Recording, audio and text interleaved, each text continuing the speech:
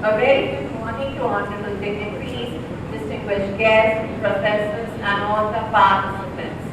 It's a great pleasure for me to welcome you all to the one-day national conference on recent trends in startup, entrepreneurship, and green initiatives in commerce with sustainability, organized by Department of Commerce, KSC Society Science and Commerce College. In the words of Mr. Burley, if opportunity doesn't knock, build a road. Gone are the days when people would see conventional studies, standard jobs as the only option to turn their dreams into reality. Startup India gave interview new wins. I request all the dignitaries and distinguished guests to join us for lighting the lamp.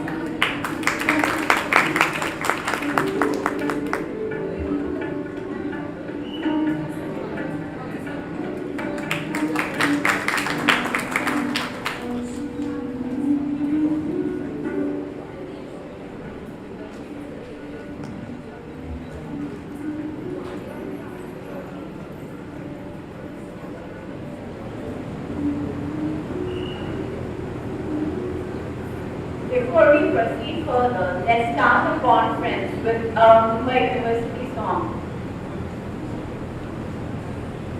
I request all the dignitaries and distinguished guests to come over the dais.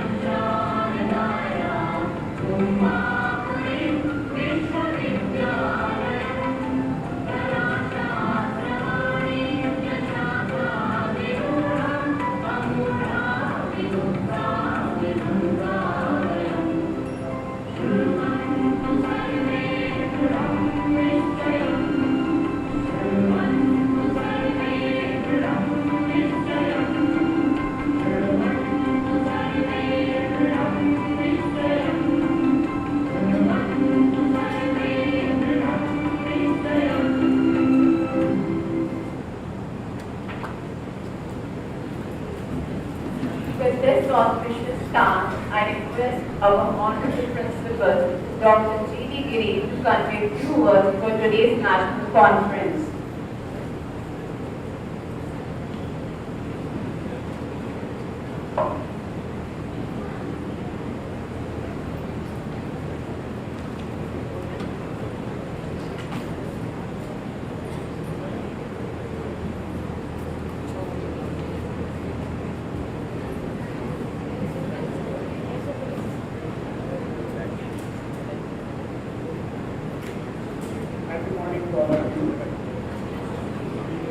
On the dais, today's keynote speaker, Dr. Bhosale sir,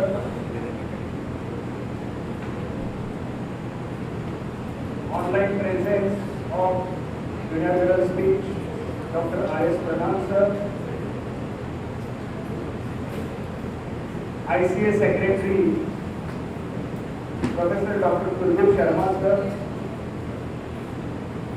Session Chairpersons, Dr. Arvind, Dr. Eknath, online presence of Dr. Rajashree sir, Dr. S.K. Raju sir, all participants in this conference.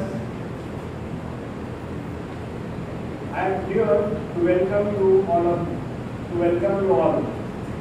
First of all, I would like to congratulate Department of Commerce for organizing this national conference on recent trends in startup entrepreneurship and green initiative in commerce with sustainability. Why today we have started talking about green commerce and sustainability? Because in last 6 to 7 decades we have caused harm to the environment. And it is the responsibility of commerce students also to suggest several aspects pertaining to the sustainability.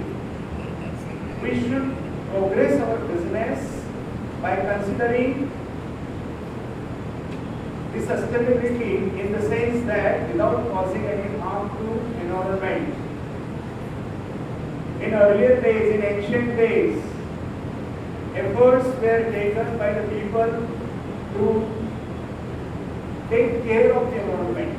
The best example of this is we find old temples, and near old temples we find water ponds. So the reason behind that is why these water ponds are there. Stones were taken out and water ponds were created, and the stones were used for construction of temples. This is sustainability. Several industries, several business aspects, say in production, we can consider this aspect, how we can minimize harm to the environment. In packing, we can consider the various packing materials for the environmental sustainability. And nowadays, our Prime Minister has initiated startups.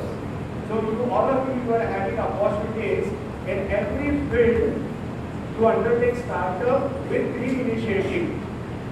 You can start your IT firm where paper-based work you can conduct. That is a sustainability. So today we are here with experts from the field of commerce. They will guide us, and it is an opportunity for all of us to listen to them. Dear research students, dear teachers, I welcome all of you on behalf of KD Society. Our KD Society is 107-year-old society under the leadership of our chairman, Dr. Prakash sir. Today, there are 296 institutions in different corners of the world.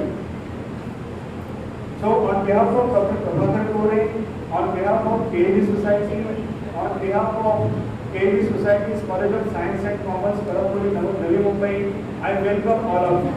Thank you.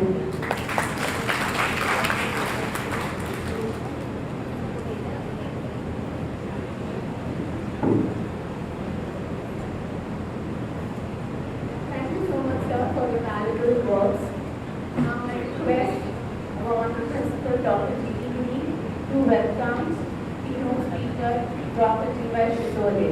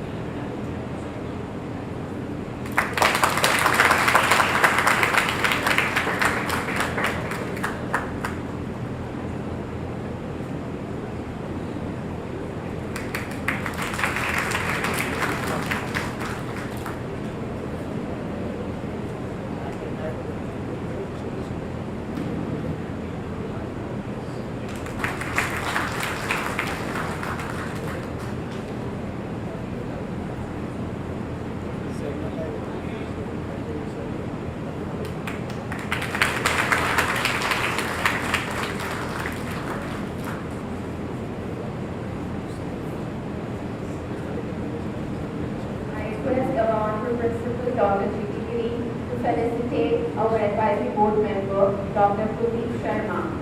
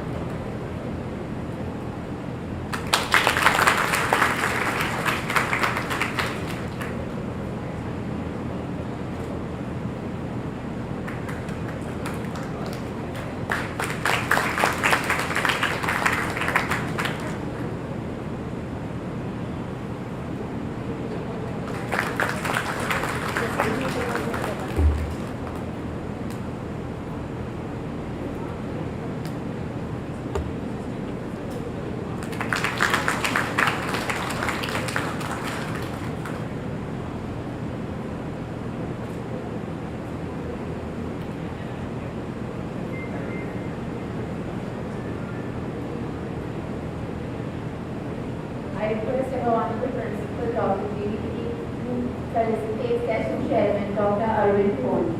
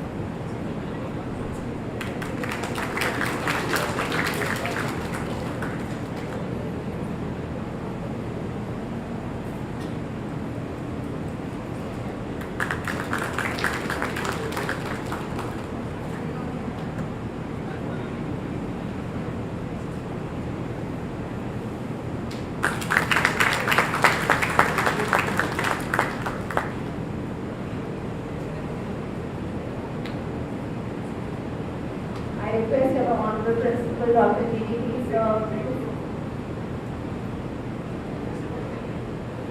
I request the convener of the conference and coordinator of the Department of Commerce, Assistant Professor Priti Yamdagni, to felicitate our session chairman, Dr. Natekar.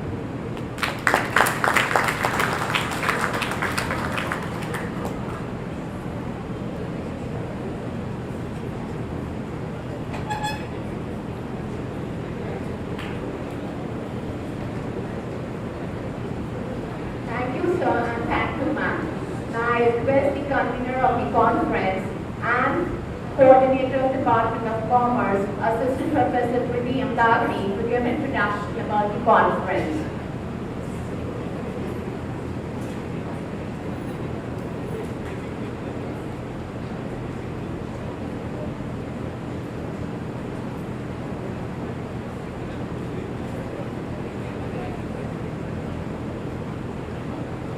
Thank you so much.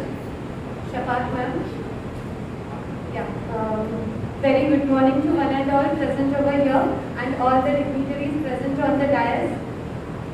As it's rightly said, every brand that cares is going to be sustainable. And today, that's what we are here to emphasize by conducting a national conference on recent trends in startup, entrepreneurship and green initiatives in commerce with sustainability. We have over here renowned dignitaries with us as Dr. Shinde sir as a keynote speaker, who is a principal, Sri Balaji University Pune, Advisory Board Member Dr. Kundlik Shinde, Advisory Board Member Dr. Kundlik Shinde, Assistant Professor Department of Accountancy from KPB Hinduja College, as well as Secretary of All India Commerce Association, Dr. S.K. Raju sir, who is a valedictory chairperson, who is present for this conference through online medium. He is a former principal of Saket College. Session Chair, Dr. Arvind Dod, Associate Professor, Head of Commerce Department, St. Xavier's College, Dr. Eknath Sarekar, IC Principal, Mahatma Knight College, as Session Chairperson. I would like to welcome all these dignitaries, and these dignitaries are going to speak on recent trends on startup and entrepreneurship. The main objective of our conference is to discuss the latest trends, opportunities, challenges faced in the modern startup and entrepreneurship as well as sustainability. Here we are to discuss the problems related to the technological advancement and to cope up in the field of commerce with sustainability. To outline the issues and concerns related to the sustainability as well as entrepreneurship, whereas to stimulate innovation through discussion and deliberation in the startup, entrepreneurship as well as sustainability. So basically we are here to discuss about startup, as everyone is interested in startup and everyone wants to be their own boss. So here we will be having experts to discuss and to let us and to guide us as well as to motivate us. Thank you so much. With this I would like to welcome everyone over here. Thank you.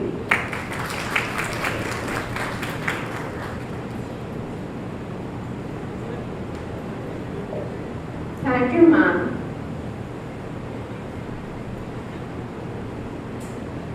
Now, I would like to introduce our chief guest, Dr. R.S. Pradhan.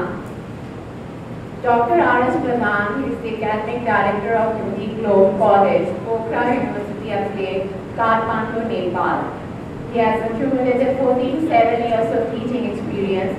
He has invaluable research on working capital management, for which he was awarded a PhD degree of the University of Delhi, India in 1986. I request Dr. R.S. Pradhan to deliver the inaugural speech.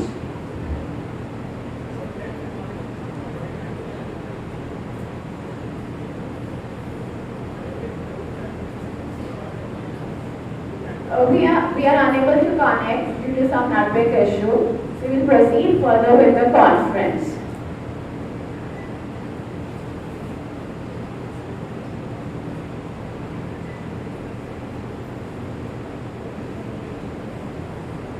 It gives me immense pleasure to introduce our keynote speaker, Dr. G.Y. Shidole. Dr. G.Y. Shidole holds LLB, PhD, MCom, MPhil, MMS, among other credentials. He is a recognized PhD card in Commerce for Asst Women's University, Mumbai. He has 22 years teaching and postgraduate at Department of Commerce, Asst Women's University, Mumbai, and 12 years teaching at Giri College at Siddharth College of Commerce and Economics, Mumbai. 1 year worked as Director, Center for Distance Education, Asst Women's University, Juhu campus. 8 years teaching at MBA program, Vidya College Center, Kalyan of Yashwant Chavan, Maharashtra Open University. He has published 43 research papers in national and international journals and books. He was invited by British Association for Canadian Studies for International Conference on Blueberries and Blackberries, Canada and UK, presented paper on India-Canada trade relations, April 2007. He was chairperson of the Board of Studies in Commerce, Asst Women's University, Mumbai, from 1st September 2010 onwards for 5 years. He has edited books on globalization and business growth in Indian context, emerging trends in commerce and management in India, knowledge management, contemporary issues in commerce and management. He was awarded Best Teacher Award on 5th September 2012 at the hands of Honorable Minister, Higher and Technical Education, Mr. Rajashree, for outstanding contribution in the field of education. He was presented Dr. Raman Parshuram Best Commerce Author Award at Maharashtra State Commerce Conference on 26 November 2010. He has lifetime membership of Indian Commerce Association, Indian Accounting Member, Indian Association for Canadian Studies. He has lifetime membership and founding secretary of Commerce Teachers Association, Asst Women's University, Mumbai. He has written books on business policy and strategic management, research methodology, BPO dynamics, a global handshake, social advertising and youth, children as new age consumers, performance evaluation of mutual funds in India. I request Dr. G.Y. Shidole to deliver keynote speech.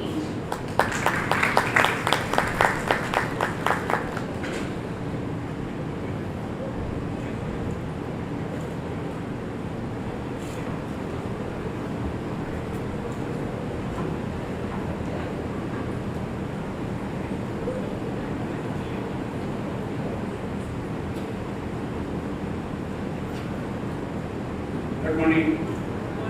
Good morning. Good morning, sir.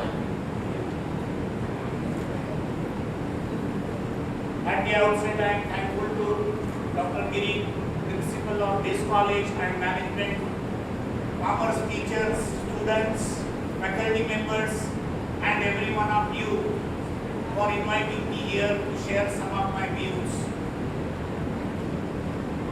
When we met in the Mumbai University for some academic assignment, maybe 6 months ago, Dr. Giri sir told me, sir, we will select some important topic, new topic, and we will have a conference in my college.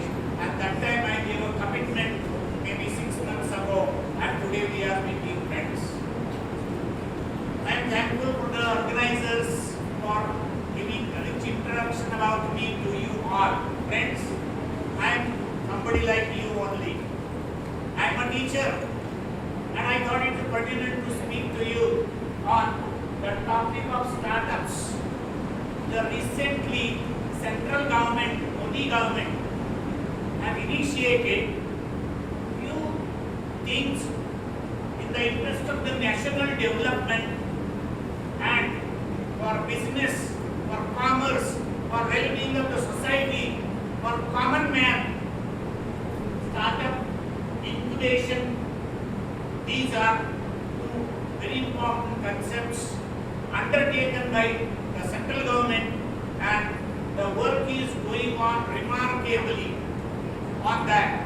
New areas are being identified for startups, and incubation centers are being established at the education institutions. Pune University has a very nice incubation center, startup center, and so many new students who are passing out, they are taking degrees, they are becoming the, initially we used to be the job seekers, but now they are job creators. Jobs are being created by startups. Jobs are being created by entrepreneurs. And entire world is going the fast development. We feel that, you feel that I am running fast, but there are many others who are running faster than you. That we must keep in mind. And with that pace, you should think. And Indian economy, Government of India is doing excellent job so far as world politics is concerned or world economy is concerned. India's economy is fast expanding, developing, though there are a number of difficulties, problems. We are out of pandemic very recently, but still we are doing well as compared with other countries in the world which are developed countries. Developed countries means, friends, I am just starting with a little bit of introduction to you. That development, what do you mean by development? We mean Mumbai is a developed country. But no, there are 4 cities in the world which are most developed. We say Mumbai is a developed city, India is a developed country. Now, we are developing. In Mumbai, metros are being developed for last 20 years, I am seeing. First metro came after 10 years. But Paris is the city. Paris is the place where there are 26 metros. Like we have 3-4 metros in Mumbai. In Paris there are 26 metros. And those metros are developed in the beginning of 20th century. 1912, 1916, those metros are developed. London is another city where there are 4 main railways and 12 metros. New York is another city where there are 9 metros and 6 main trains, like we have local, harbour, western, central, like that. They have 6 railways in New York. They call it as a tube. We say Mumbai is a developed city, but no. Other cities are much faster developed. Long ago they are developed, because I remember I was in Paris and I went to Eiffel Tower. From Eiffel Tower we came this way, and we came this way. There was a river in between. I did not know where the river, how it went, but my metro which I travelled, it was below the river, and I had to cross that. Same case, Hudson River in New York. There are metros below the river. London, Israel, is the river. The metros are below the river. Can you imagine? This is called as development. And we say we are developed, but no, to that extent we are not developed. Let us come to the point.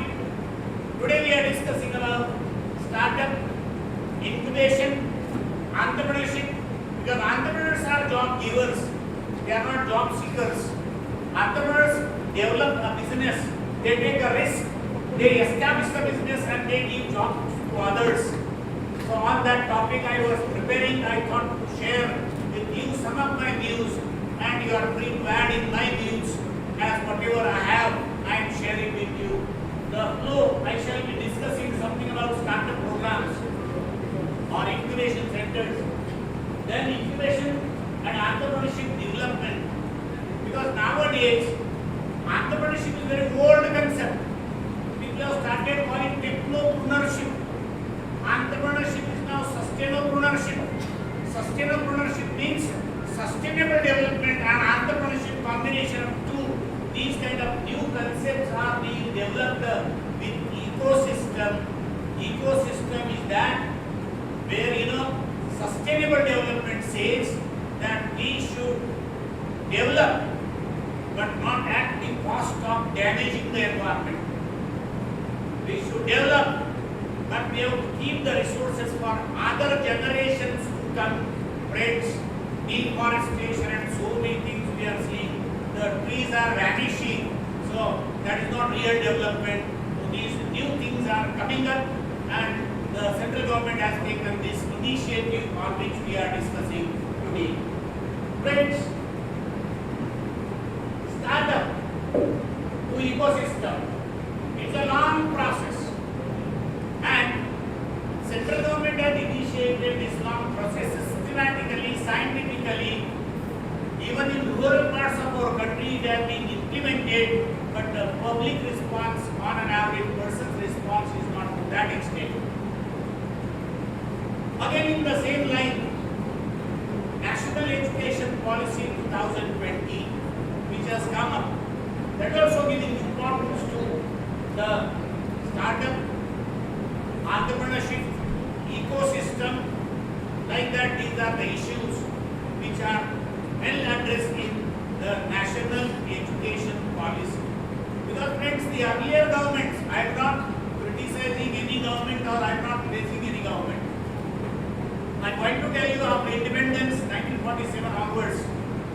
We were there, we have addressed the issues, we have developed, but the need of the hour, the present government is focusing younger generation, young India needs to be motivated, needs to be developed in such a way whereby sustainable development should take place. Therefore, innovation, which is an idea to start a new business. Yesterday, there was a Pimpri-Chinchwad Municipal Corporation Commissioner, Mr. Shekhar Singh, IAS officer. He was in my university campus, Pune, and he was talking. There are so many issues we don't know. We have to address those issues properly. For example, traffic system. Traffic is an old issue, but friends, traffic is creating the problems where parking is not available. Roads are, vehicles are increasing, population is increasing, but roads are not increasing. The size of the road is same, and traffic jam, parking problem, security problem, discipline. Other issues are like, water. We should have a water for society, and today water is available for us, but tomorrow it may not be available in that much quantity as we require. So water conservation is an important issue. All these issues are needed to be addressed with innovation, with thinking something new, how it can be utilized properly. The Pimpri-Chinchwad Municipal Commissioner discussed about sewerage system. Now talking about the manholes, gutters or drainage or all that, we feel it's very bad. But he said it is a very important part of our life. We should have innovation for treating the sewerage, that water. It should be used for recycling purpose. In advanced countries, they have paid proper attention. So these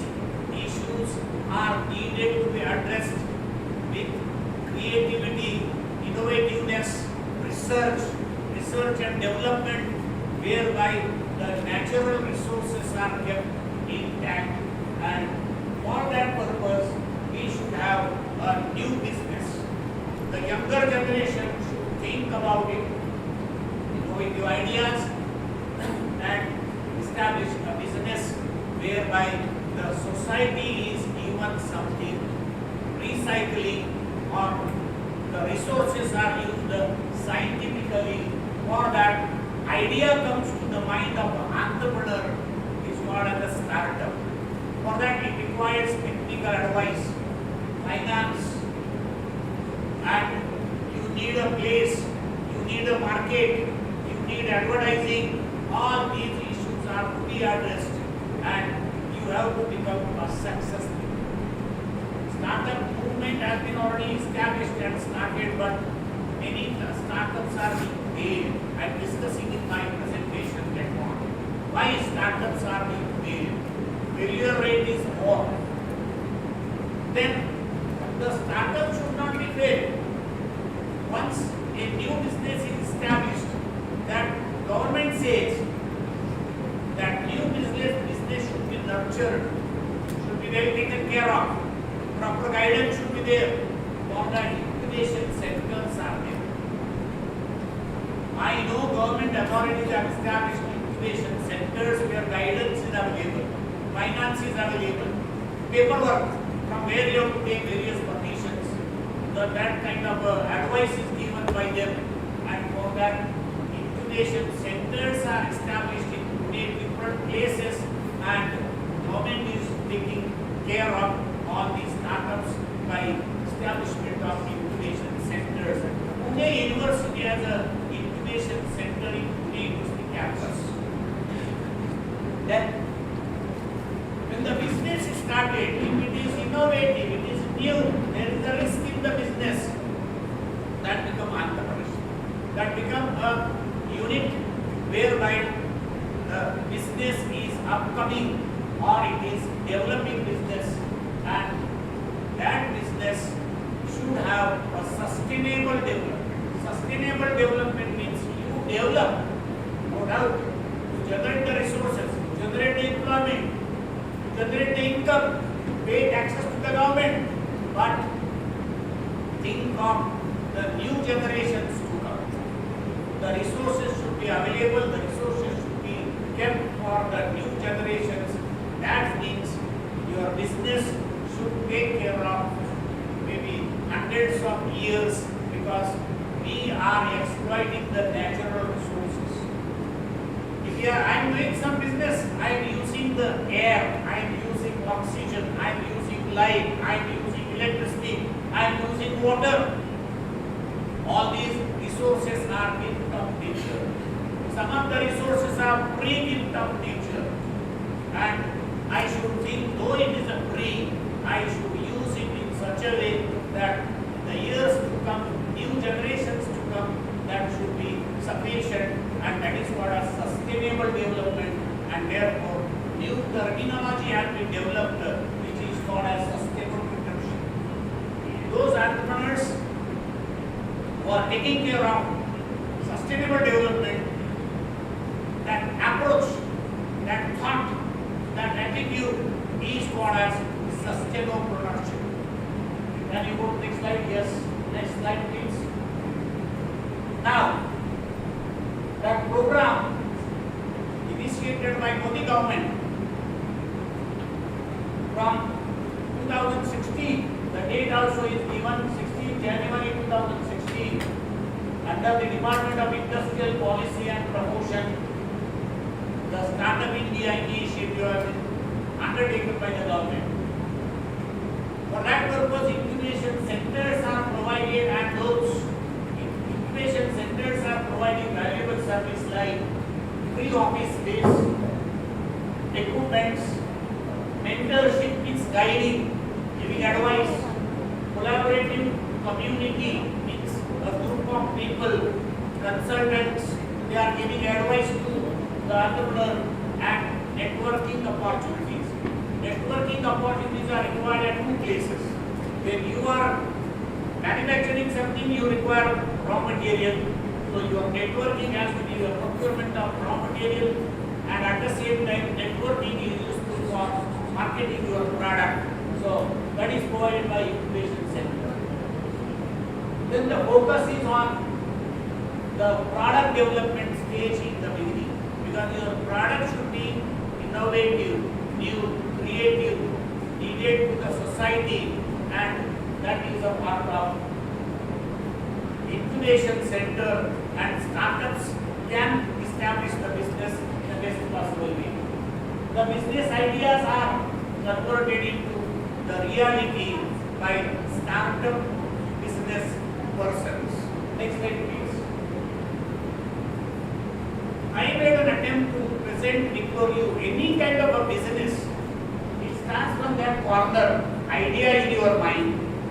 That idea is converted into a startup because that person who has something in mind to begin to undertake some venture, then for that some pilot study is conducted, then initial finance is available, and then venture capital funds are needed for that some research you need to conduct, you need to undertake, and then your business is established, and then banks are there, it provides you additional finance, then expansion, then that becomes a company with initial public offer, mobilizing funds from stock market, and that becomes a larger business.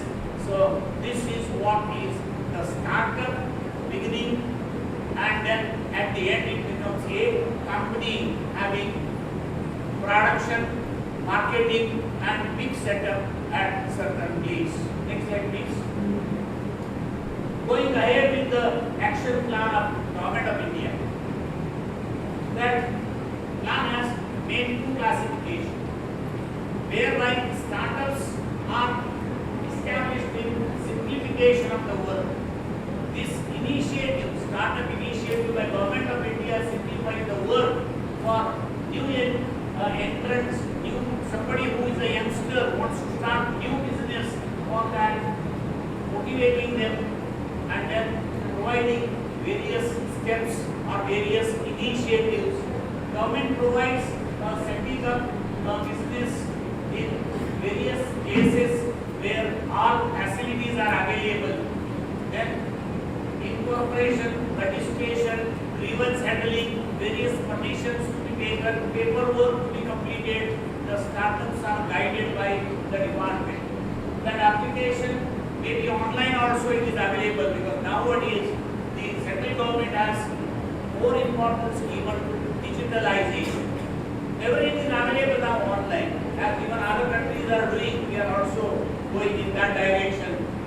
So the application, then suppose your startup is something new, something unique, then you can register as a patent.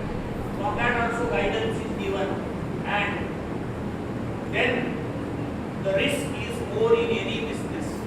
It is quite possible the business may be closed. Whatever borrowing you have, you cannot be able to repay. For that, the government is also taking care of and see that within 90 days of incorporation, 90 days of starting of any business, if the business is closed, government is providing all help for winding up the startup company, startup organization. That is what the support is given by the government. Next slide please. The second part, second aspect, once the startup unit is established, then there is a need of finance, and financial support is given by Government of India. For that, the motivation is by the government, whereby the government is giving funds. Budgeted funds are kept aside by the Government of India, and the funds are given. There are special funds, and various way, different way, the startup ideas are converted into the business by providing financial help. That is a very good initiative by the present Government of India. Next slide please. Friends, this action plan also includes the ecosystem. Ecosystem means, as I told you in the beginning, any business you start that should not damage the environment. that should have business idea, but for the future it should be good. And in that direction, more than 4,000 startups have been initiated by the Government of India, for which 960 crores were initially kept aside.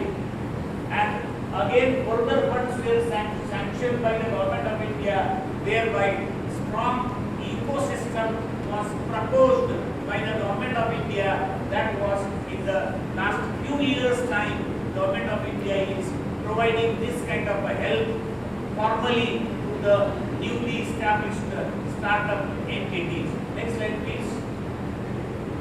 Friends, if startup is there, because we are laymen, we are ordinary people, we should know what this startup means, in what way it is likely to be benefited to all of us. So I made an attempt to see what are the benefits of startups. The startups provides financial benefits, profit, income tax benefit, because it's a tax revenue collected to the government, local bodies, and that is good. Then registration benefits are there. Once the startup is established, there are some tax holidays also proposed. Then government tenders are given to some of the startups, and huge networking opportunities, associations or groups are formed, and each one is helping the other. That way the business ideas are established and startups are developing for the economy. We are becoming, we can say, vast economic growth is provided by these kind of startups to our national economy. Next slide, please. I have made an attempt to present before you recent statistics about the startups in India. Times of India survey was conducted recently, and 2016 negligible number was there for the startups, but 2022 the number is very huge. That was 72,000 and odd. India Today survey also in the same trade, same way, number has gone up. More than 65,000 startups means the number of startups which has gone up as a initiative by the central government. Next slide. Then, which are the areas in which startup companies are established in India, our country? Some of them you know about it, but some of them I am explaining to you. Top 10 startups in India are in various areas, such as trade, which is the credit card bill payment platform. Then vernacular, which is the artificial intelligence platform. Pharmacy, online medicine available. The startup company, different ideas are coming. You must have seen Zomato or Swiggy, all those things. These are new ideas of somebody entrepreneur converted into the business, and that is a kind of startup only. Then digital insurance in the insurance sector. Then Mesho is the e-commerce platform provided to the business persons. Then stock broker and mutual funds platform is provided. Then Natekar is Indian e-commerce platform for beauty products, wellness products, especially vegan products. For that it is provided. Bhadane, the business-to-business trade platform. Vidya, Indian fantasy sports platform. Swiggy, as I told you, like Zomato. So these are the various startups which are successful in the market, and that is a remarkable initiative by Government of India. Next slide, please. Then, for India, central government has promoted the startups. India is not the only one. There are some other countries whereby USA is ahead of us in IT. India is in service sector. Indonesia, UK, China. These are other nations who are engaged in startup businesses. So India is not the only one. There are other countries too. Now let us see. In India, which state is leading? Maharashtra is better. Karnataka is also there. Delhi, UP, Gujarat. These are the states whereby startup initiatives have been registered, started, established, and these startup organizations are doing very well. That is what I have made an attempt to present before you. Next slide, please. If we see, recently Government of India wanted to give some award, appreciation. And in that appreciation, on 1st February 2022, maybe about 1 year back, the awards were given and Karnataka was number 1, getting maximum awards, 18. Maharashtra was followed thereafter. So out of these 36 awards given by Government of India, Maharashtra is second number in receiving the awards by the startup organizations in the state. Next slide, please. Now, startups, as I told you, in larger numbers, startups are being started, established, but the sustainability is less. All the startups are not being continued. Some of them they are failed, some of them they are closed, some of them they are discontinued due to so many reasons. And the reasons are, number 1, I made an attempt to present it for you, lack of innovation. You should think about the new things. The capacity of the startup entrepreneur is equally important. Insufficient cash flow. Cash flow means, the money has to be kept on rolling in your business. Then research, you have to undertake the research. All the time you have to think of something new quality, new initiative. Where you are lacking the idea, you should improve that. Then partnerships. Many startups are failed due to the partnership, the dispute among the partners. That is also one of the reasons to fail the startup business. Ineffective marketing and not being expert in the field, not being expert in the industry, that may be also a reason for the startup business being failed. Next slide, please. What are the challenges faced by the startup companies in India? I made an attempt to present some of the reasons before you. People generally believe that startup is something I am thinking to do the business, so I will do it. It is not like that. New idea or new plan, but that plan has to be put into the reality. Execution of that plan should be rigorous, and just thinking to start some business, you may not be successful, and that is one of the challenges. The view of the perspective government on Startup India plan is quite short term. We have to think long term in nature. Government of India should think, and that is another challenge for startup businesses in India. Then for success of any new business, for startup specifically, the competent workforce, the people to whom you are employing, those people should be intelligent, knowledgeable, hardworking. Otherwise, sometimes employees themselves, they are the reason for collapsing the startup business. Then the risk is equally important. The risk is greater in the startup because you are newly starting the business. You have no ready-made lesson available. You have to go finding your own ways, and that is a challenge in startup business. So therefore, anyone who is an entrepreneur, is a startup, should think properly, have proper potential, and then that business is successful. Otherwise, the chances of failure are more. Next slide, please. Then, startups in India, in reality, if you think, what are the challenges faced by those startups which are, some of them they are survived and majority of them they are failed. The reason is cutthroat competition. Because there are certain business houses, generations together they are in that business line. And startup is a new entrepreneur, for that person it becomes difficult to face that competition.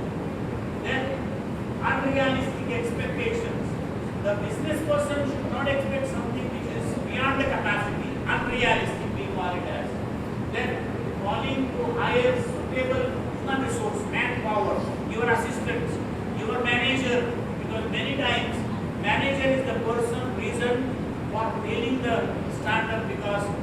business person is busy in some other activities and manager is the person who is manipulating, and that's not the way. Then partnership decision making, poor financial management. There are some people who start up their business is able to raise the funds, but the funds are diverted to some other activity whereby your main business may be failed. So that is another reason. Issue of cyber security. There are some cyber security issues. People are being cheated. Cyber crime number is increasing.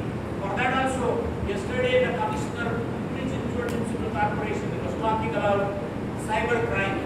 CCTV camera business is booming nowadays.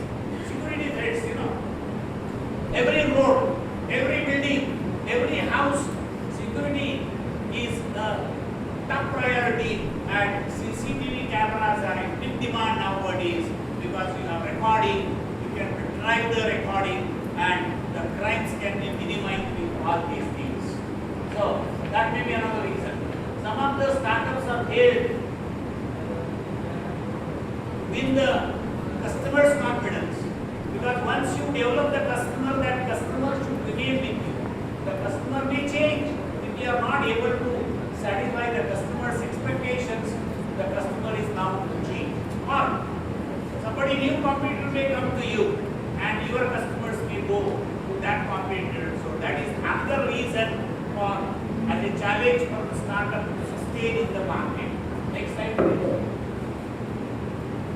I am coming to the next concept. Incubator. Incubator is a facilitator. Facilitator means the startup businesses are provided some services, and I have made an attempt to present before you who is the incubator. Is providing innovation and entrepreneurship to the new ideas, the startup entrepreneur. That person, that incubator provides networks and collaborations. Incubator provides competitiveness, updating the roles of public and private sector, buy-in, access to the resources. Resources are different types of resources. You need a land, you need a place, market, funds. All these resources are to be provided, and the facilitator is the incubator. Then technology, then outreach programs, and monitoring and evaluating what you are doing constantly, because you need to see what you are doing is right or wrong. You need to change, you need to modify your ideas, your plans, your executing those plans that needs to change from time to time. Then only you are successful. And incubator is the company facilitator who helps in those directions to the startup company, and startup companies are able to sustain. Next slide please. These are 4 stages of incubation. Because incubator helps in the beginning, pre-incubation, before starting up the startup company, early stage when you establish the company. Then classic incubation means once you are set up, you are established what needs to be undertaken, actions, the incubator helps. And graduation means you are at the highest peak of your business. That is the graduation so far as startup company is concerned. Next slide please. These 4 stages, as I narrated earlier, pre-incubation requires research, support, training, then business planning, etc. Then in early stage, the startup company requires advice, marketing, technical guidance, legal guidance, and accounting. These are various components of any business, because you want to sustain, you want to stay in that business for large number of years. In the classic incubation stage, accommodation, funding access, network support, these are the areas where incubator supports. And in graduation stage, you are at the highest peak, you are able to satisfy your customers, and you need to see that my customers are satisfied. Next slide please. This is a scheme started by Modi government, central government, the name is Atal Incubation Centers. There are 3-4 Atal Incubation Centers in Pune. Pimpri-Chinchwad Atal Incubation Center is doing very well in Pimpri-Chinchwad industrial area, and the move is excellent.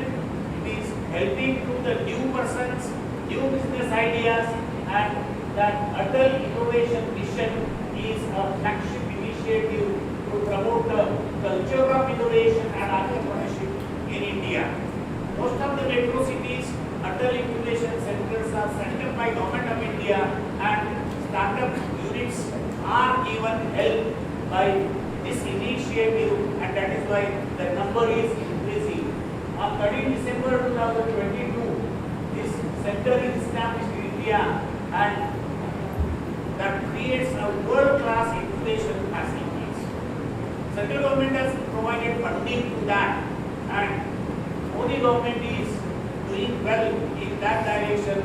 I am sure in the years to come, if this kind of incubation centers are set up, the rural area, more and more new business startups may come up, and that will help to our economy to the large extent. Then infrastructure is important aspect, and in the latest move of Government of India through the Atal Incubation Centers. Next slide, please. I am here attempt to present before you the relationship between entrepreneurship and the startup.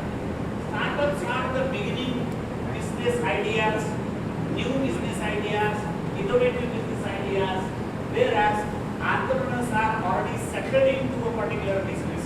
They are taking risks, of course, both are taking risks, but entrepreneurs are well set in the market. Startups face existing market competition, whereas the entrepreneurs are already in the market, so they have to only make changes in the product. Then startup is normally a small entity, entrepreneurship may be a small, or it can be bigger. Startup is a new job, or you can say newly established organization, new product, new service, and you may see these new things in IT, Swiggy, food industry, or Zomato. All those are new ideas, so they are new, which is not in case of entrepreneurs. And what happens? Startups generate the employment, whereas entrepreneurship increases the employment opportunities to the people in general. That is the little difference between the entrepreneurship and startup companies which are newly established in the market. Next slide, please.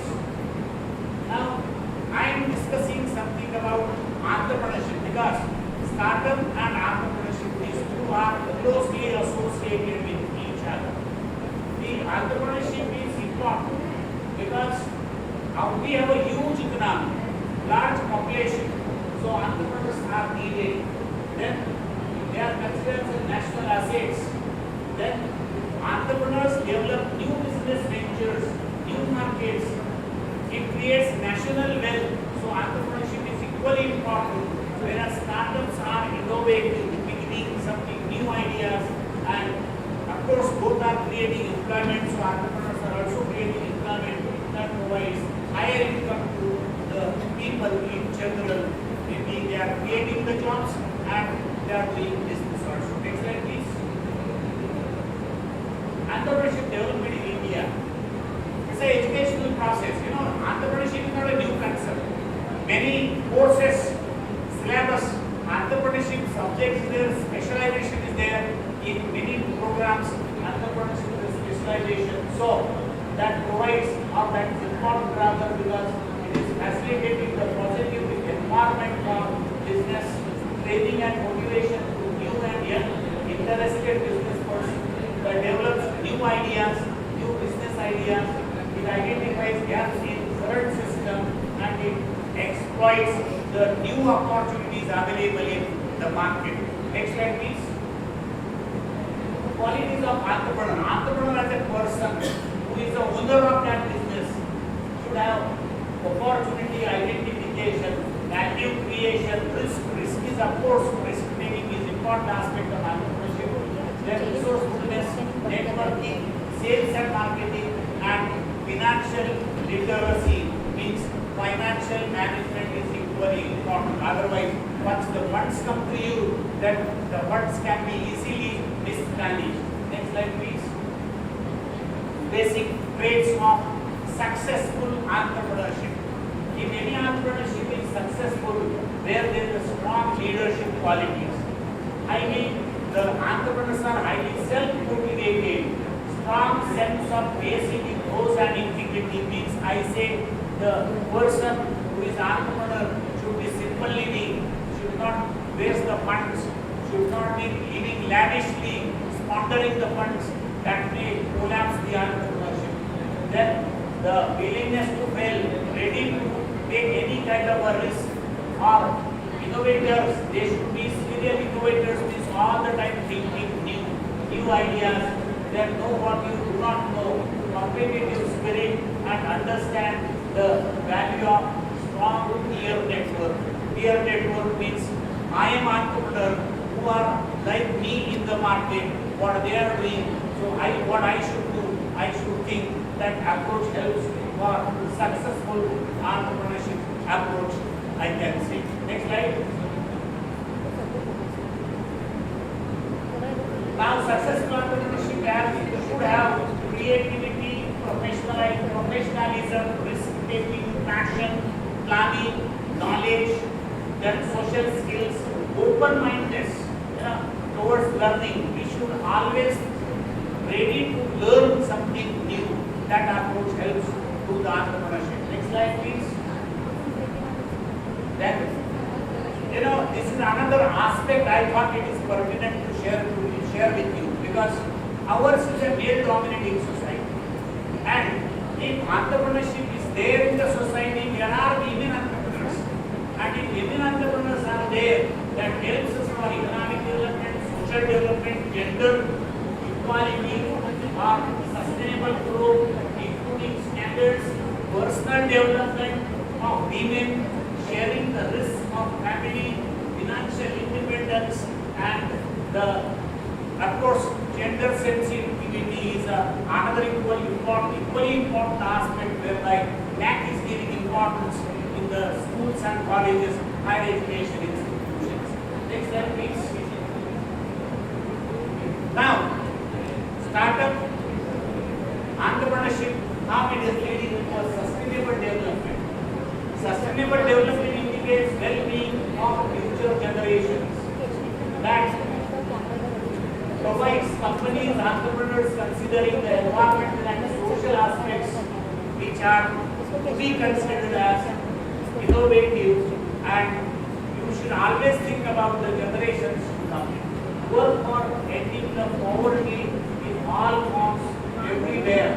Ensure good health of well-being of the people, and ensure inclusive and quality education, achieve gender equality, and ensure the availability of water and sensitization of all, or rather we can say society in general, we should think about while we are doing any kind of a business. Next slide, please. What are the strategies to be adopted for sustainable economy? Promote the economic growth and employment to all. Urgent action on climate change and its impact, because some of the issues related to climate are being discussed on different platforms, and we have to take measures for negative impact of this climate change. Then protect the forest and stop desertification, means trees are to be saved.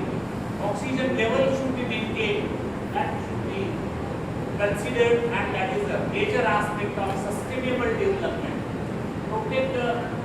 Promote the inclusive and peaceful societies. Here I mean peaceful societies means, yesterday the same commissioner was discussing about law and order. Over law and order, certain parts of our country are very good, but there are certain pockets where law and order is not that good. So that is not the right development, I would say. So sustainable development also includes well-being of the society. Next slide, please. 4 pillars of sustainability. They are social sustainability, human sustainability, economic sustainability, and environmental sustainability. Because friends, we are not even important to the environment, which is equally important. Next slide. Now these 4 pillars I have made an attempt to discuss with you. Social, where we have to improve the social conditions and addressing the social challenges. Poverty is one of that. Then human sustainability, maintain and improve the human capital in the society, focus on well-being of future generations. And that is why the present government is focusing more on the younger generation, youth, and that is why Modi government, young voters, especially 18 to 24 years age, they are more in favor of this government policies.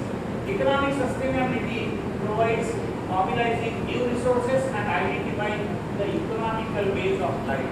Economical ways of life means, the fuel. The time will come that the fuel will be exhausted. So you have to find out the new source of energy. All these vehicles will run on batteries very soon, and petrol, diesel, the stock will be vanished in the years to come. So that is what is the need of the hour. Environmental sustainability consists of addressing the environmental challenges and protecting the environment for future generations. And we should be looking forward for innovative ways of protecting the environment in the society. Next slide, please. Friends, I am coming to the end of my presentation. 4 or 5 slides are left out. Few examples of corporates in sustainable entrepreneurship. The Bhadane nation engaged in recycling of plastic goods. That is the need of the world. Where to put this plastic? So plastic is used for recycling. Somewhere I heard the plastic is used for road construction also. So that is what the need of the world. Priti International is the company, the organization engaged in e-commerce of products made out of waste material. Only waste material is used and those products are manufactured and marketed. Then IQAC is engaged in the exchange of waste for cash. Means they buy your waste, you are throwing it, rather than that you can sell it out. So they are buying and they are putting it into usable form. Then fourth partner, energy, is engaged in solar energy products. Save trees, engaged in tree plantation drive. Tree plantation is very important for our globe to sustain. Next slide. Now, sustainable entrepreneurship, why? Because we have economic and social impact. We have to join forces and we have to see that sustainable entrepreneurship should be practiced by everyone. Massive marketplace products are there. Think innovative, need of the hour. Hence, new concepts are evolved like sustainable entrepreneurship, like that, where there is a combination of entrepreneurship and sustainable development. Next slide, please. Now, concern for sustainable entrepreneurship. We are seeing the rise of sea level and rise in temperature, increase in humidity, melting of glaciers, adverse effect in sea. Then desertification means we are barren mountains. Earlier those mountains were covered by trees. Now there are no trees. So it is a big concern for all of us. Various types of pollutions are there. It is also a concern for us. Noise pollution, air pollution, especially air pollution is important. Water pollution, we drink mineral waters. The time will come that oxygen cylinders we have to buy. That time may come any time. So this is what is the big concern for all of us. Next slide, please. Startup India, why I? Because we need to establish new incubators, need to set up new incubators incubators with state, government and private partners. Develop entrepreneurial culture among the society members. Promote them as job providers, not job seekers. Show superior financial performance. Pass on benefits to the communities in general, and the future economic growth is important for all of us. Next slide, please. Startup India, why ahead? Innovation zones are created by Government of India because we need to improve the governance, establish innovation zones in urban areas, address the local problems like sanitation. As I told you, sanitation is a big problem for us because our solid waste, liquid waste, all that is creating problems. Then cleanliness, health, waste, water, traffic, taxation, all these are social issues needs to be addressed properly. Improve the quality of life in urban areas because urban areas quality of life is not that good. We are happy in Mumbai, but our life is not that good because the air pollution is a main concern for all of us. Then establish the corporate linkages with the academic intermediaries or academic institutions. That linkage, somehow or the other, it is missing in our country, and that needs to be addressed jointly together, which is also the group of National Education Policy 2020. Next slide, please. Startup India, because as I told you, National Education Policy, we have 4-year degree programs, so certain courses are included in 4-year degree program, compulsory internship, university-based innovation ecosystem, encouragement of entrepreneurship among the students, develop programs to encourage academia partnership with startups, and capitalize on the academia community as a whole that is being addressed in the National Education Policy 2020. Next slide, please. Now, emerging trends in entrepreneurship development in India shift towards digitization. More use of electronics is no use of paper. Paperless economy, we are going to that. Then multi-sector collaboration, localization, rise in social enterprises, entrepreneurial well-being and strength, increasing diversity and growing importance of social responsibility is a very great concern as of today. Next slide, please, friends. So, I thought whatever is pertinent to share with you about the startup, incubation, entrepreneurship, and where we are. We are the academic institution, and whatever our day-to-day activities, day-to-day programs should be linked with our course contents, curriculum designing, and that is why National Education Policy 2020 is on top priority for all of us. So once again I thank Dr. Giri sir, Principal sir, his team members who have invited me here to share some of my views on these areas. Thank you once again. Thank you very much.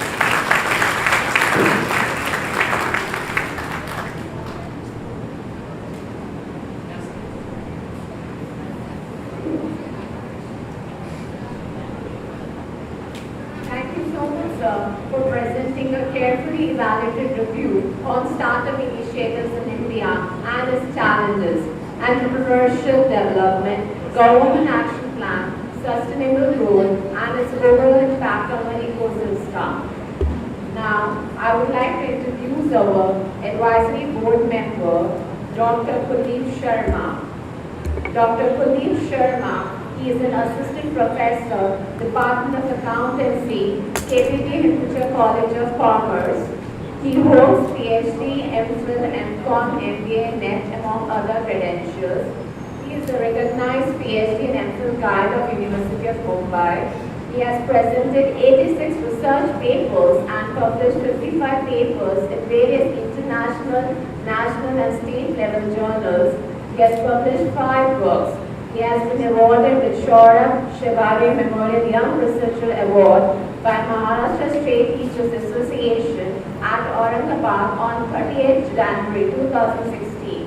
He has been appointed as Chairman Board of Studies in the subject of Trade, Transport and Industry, University of Mumbai. He is a PhD in FC Program Co-ordinator at KPP Vidya College, Mumbai. He was awarded for Best Researcher for the academic year 2012-13. He is Secretary of All India Commerce Association, Joint Secretary of Maharashtra Commerce Association.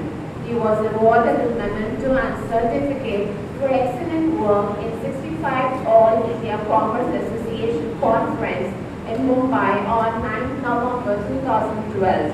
He has lifetime membership of All India Commerce Association and Maharashtra State Commerce Association. I request Dr. Kundlik Sharma to offer his perspective on today's national conference. Milind sir, camera इसको click करने का दिखेगा। आगे आगे Ajit. Respected Shikoli sir, Principal Giri sir, पता नहीं कौन सा काम करते बैठे हैं Ajit. Dr. Rom, Dr. Eknath Jalkar sir, and my dear friends, very good morning to all of you. I can say good morning. Still, because I think we are as per the schedule. Okay, so at the outset, let me thank the management of this college, the principal sir, Priti ma'am, and the entire team of organizing for inviting me here to speak something about the concept of today's workshop. Shitole sir spoke a very good thing about the startups, incubation and innovation. Let me also put some of the data in front of you all. India is world third fastest growing country with the startups. We have more than 76,000 startups in India, and you all will be happy to know that during the period of lockdown, I mean to say in the financial year 21-22, we have started more than 14,000 startups in India. The Department of Promotion of Industry and Internal Trade, DPIIT, which is a central government unit, has recognized more than 76,000 startups in India, and in that more than 40,000, as I said, started in 2021-22, and that is one of the important achievement of our country. Why I am saying this thing? Because the period of COVID, when the entire world is facing a problem, there are many industries which is on the verge of closing down, and India's startup was growing like anything. As per the economic survey, there are around 85 startups which are considered as unicorn, having worth of more than $291 billion. And in last year, I need to say, in 21-22, around 44 unicorns has started, and their total worth is more than $92 billion. So this shows the kind of contribution they are contributing to the development of economy. Now the maximum started in the field of fintech and IT. If I include this concept, it will come around 20%, and which is followed by health sector around 9%, and education also playing one of the important role, because the education sector is also contributing 9% of the startups in India. Recently, around 15 days back, there was a news in a paper, out of 85 unicorns, only 14 unicorns are profiting. The others are not. And on the same line, around 1 week before, we also got a very shocking news. The fourth largest bank of the USA, that is Silicon Valley Bank, collapsed. And do you know what is the common thing between these two things? This bank has invested their money maximum in startups. Around 70% of their capital they have invested in startups.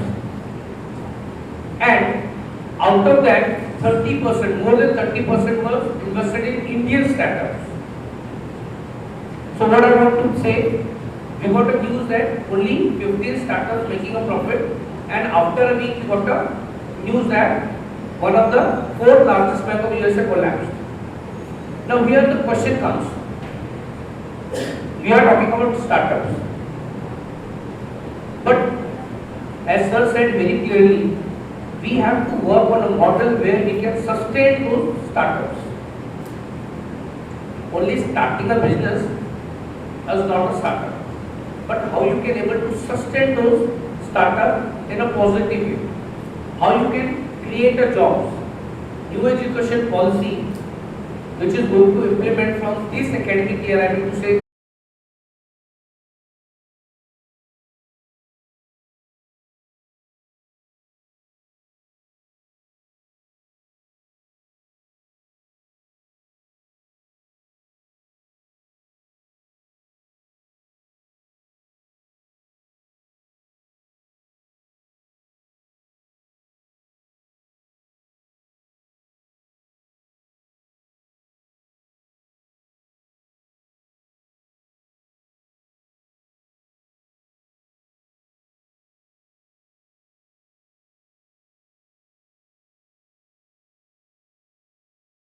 the market, we are not doing continuous research.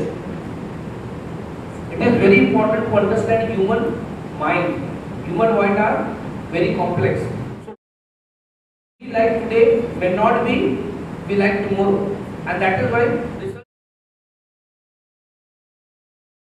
research. And here the concept comes of incubators, which provides some of the help how you can able to sustain your businesses. Now here, the one of the important thing which we all have to carry away from here, and we have to work on that, how the startup should be maintained. So there are lots of barriers. There are problems or challenges of fund also, there are challenges of marketing skills also, there are challenges of skilled worker also, so many other things. But apart from that, this is the challenges which is there with even an ordinary business also. But how we can able to sustain our startups. And this conference talking about that thing only. Startup and innovation, how we can think more, how we can do a research, so that even you people can also start your own business. You can also become an entrepreneur. You can also become a service provider, not a job seekers. Now, I will not going to take much time of yours, though sir has presented excellent PPT in front of all of us. He has covered all the points. My only point is, we have to think very seriously whenever we do investment startups. We have to think whether the startup is sustainable or not. And sustainability is one of the important challenge which I feel that we going to come in front of entire world. Now again we are facing a lot of crisis of sustainability, not because of funding, not because of labor, not because of marketing skill, because of the global market. Global market is also one of the important factors. So dear friends, thank you for listening, and once again I thank the management, principal sir, Priti ma'am for inviting me here. Thank you very much.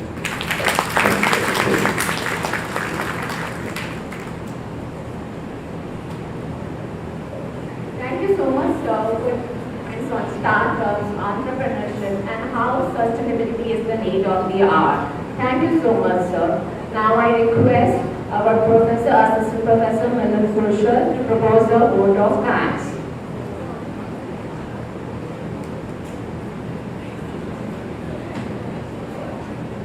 Thank you, Prakash ma'am.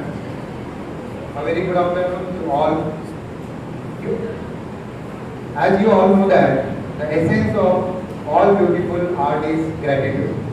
I, Assistant Professor Milind Gurchal, on behalf of the Department of Commerce of our KD College, would like to propose a vote of thanks. First of all, I would like to thank our beloved Chairman of KD Society, Dr. Prakash, for providing an opportunity to organize such a grand national conference. I would like to thank our governing body chairman for his continuous and rigorous support. I am very much thankful to our principal, Dr. Giri sir, for constant guidance and support to shape the conference. I would like to thank our chief guest for today's conference, Dr. R.S. Pradhan sir.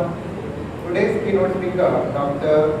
Giri sir, for very informative and enlightening session on startup, entrepreneurship and incubation center. Sir, it was a very informative and comprehensive session. You talked about startups and the various challenges faced by the startup industry in India. Really, for the newcomers, or we can say especially young students like us, it is very important to know about the startup initiative taken by the government. And it is through the session of Dr. Shinde sir, we come to know that how the government of India has taken the initiative through the Atal Incubation Center, as well as we have seen the figures where we can see that how the number of startups has substantially increased from the year of 2006. That is, it was earlier around only hundreds number, now it went to the thousands number. Thank you sir for enlightening all these things about the startups and entrepreneurship. I am also thankful to our advisory board members, Dr. Dipika sir, Dr. Kundlik Shinde sir, Dr. S.K. Raju sir. I am thankful for being a present for inauguration session, our session chairman, Dr. Arvind Don sir, Dr. Natekar sir. Last but not least, I would also like to thank all the enthusiastic participants present over here.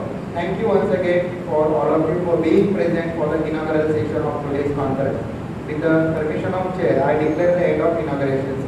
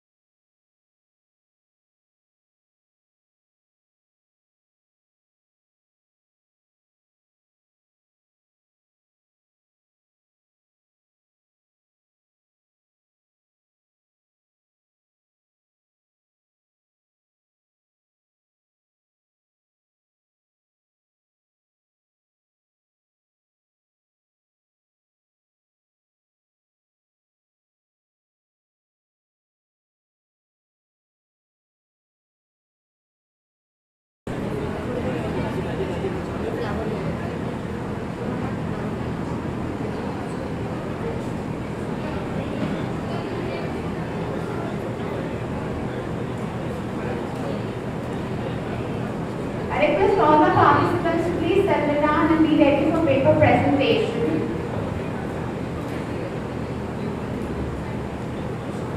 We will begin with our technical session, which will be presided by Dr. Arvind Don.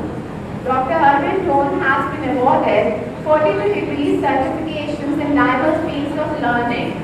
He has a career spanning over 36 years, which includes 26 years of teaching experience, undergraduate and postgraduate degree programs in colleges and management institutes at Mumbai and Pune, and 10 years of corporate career holding middle-level management positions in reputed Indian companies.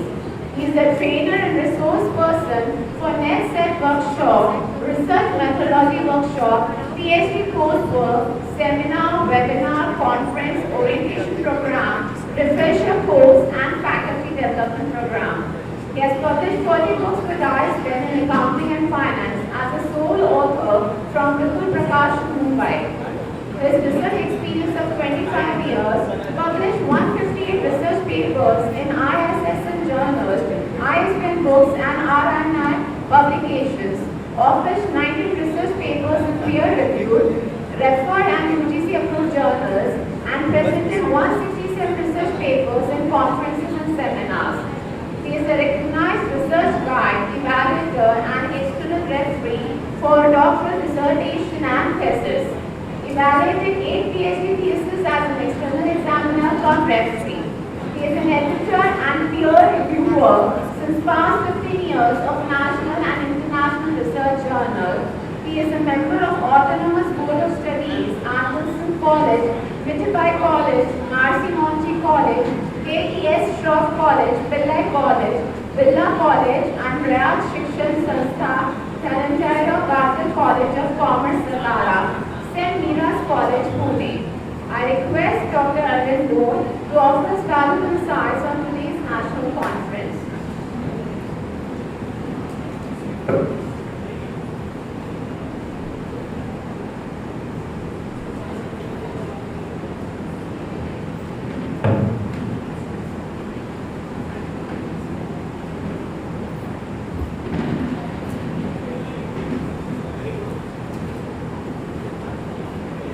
Hello, check. A very good afternoon to the participants of the session.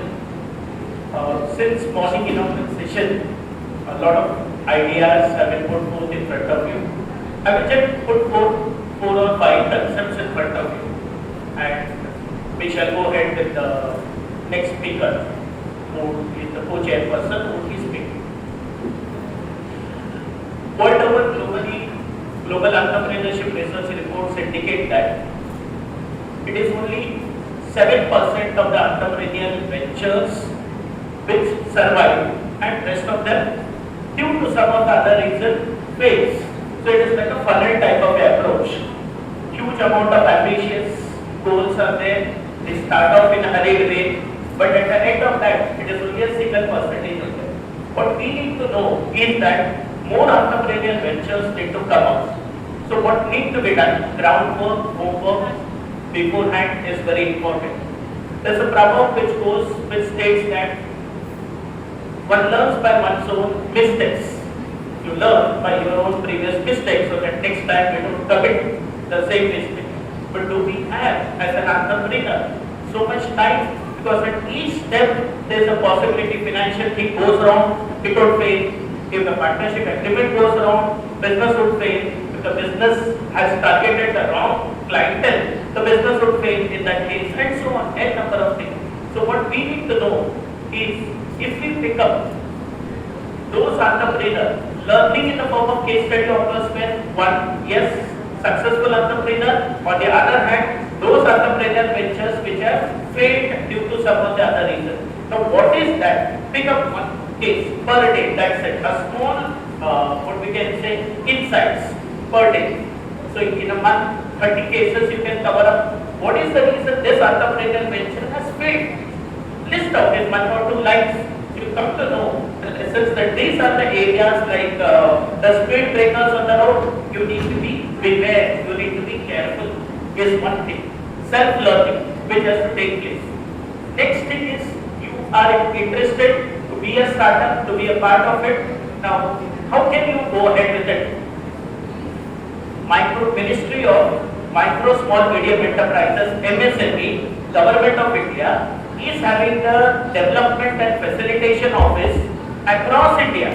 The nearest to this place, okay, is at Sakinagar location, where MSME DFO, Development and Facilitation Center, is there. Previously, it was pre-pandemic era. It was named as Development Institute, MSME Development Institute, DI. Now it is termed as MSME DFO, Development and Facilitation Institute, which has an incubation cell which provides the necessary guidance how to draft a project report. What are the ingredients of a project report? Entrepreneurial motivational sessions and all. And it is a government project, so there is no charges and all over there. Many a time people are reluctant. People say government maybe they will not provide quality advisory service. They catch hold of a chartered accountant who charge them 50,000 rupees for 1 or 2 meeting discussion. Here ready-made information is available over here. Any working day one can approach. Saturday, Sunday, public holidays they are closed. Any working days 11 a.m. to 5 p.m. excluding the lunch break one can approach. And all the project reports are there in the library. The hard copy form on the virtual on their websites. The sample project reports are there of real project report. There is the development officer who will provide the necessary guidance, steps, etc.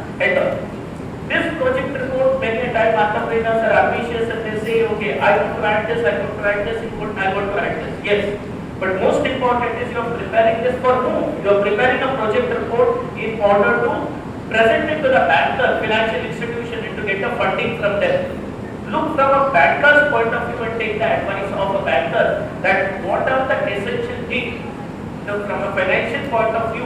So they want the next 5 years projected financial statement from where the cash flow will come, from where the EMI will be paid. They look at ROI, return on investment. They look at IRR, internal rate of return. If these parameters are not there, let the project report with 1000-page project report, banker is going to reject and not going to fund your project. So if project report need not be voluminous, it can be even 25-30 page project reports are also funds are sanctioned for it. One has to be careful from a banker's angle, banker's point of view. This project report should be selected. So according to that, tune it and prepare the project report is second. Government has a number of funding. Stand Up India. Stand Up India is for women, then scheduled castes, scheduled tribes, in order to stand up as an entrepreneur. Fundings are available. There is Startup India scheme which is there for new upcoming first generation entrepreneurs and all. One has to look at and see. There is CGTFSE scheme, credit guarantee scheme. Earlier, pre-2014, it was 1 crore rupee funding, collateral free. The word collateral is without any security. Many a time one approaches a banker or financial institution, they say what assets you are having to mortgage, will give you secured loan. The assets are there with a first generation entrepreneur, then they already have the finance by knock at the doors of a banker or a financial institution. They don't have anything, empty pockets, and they require funding over there. So there is CGT-FSE scheme, which at present now, the limit has been enhanced, it is doubled, it is 2 crore rupees. Amount is available. So why not to have it? Many a time what happens, people just like in a swimming pool or a seashore, others are swimming and few are swimming and others just are watching. So that is what is happening. In academic curriculum, entrepreneurship is there, definition, meaning of entrepreneurship. There is that students pass, gold medalist also, but at the end, are you an entrepreneur? The answer is no. If you are not an entrepreneur, then what?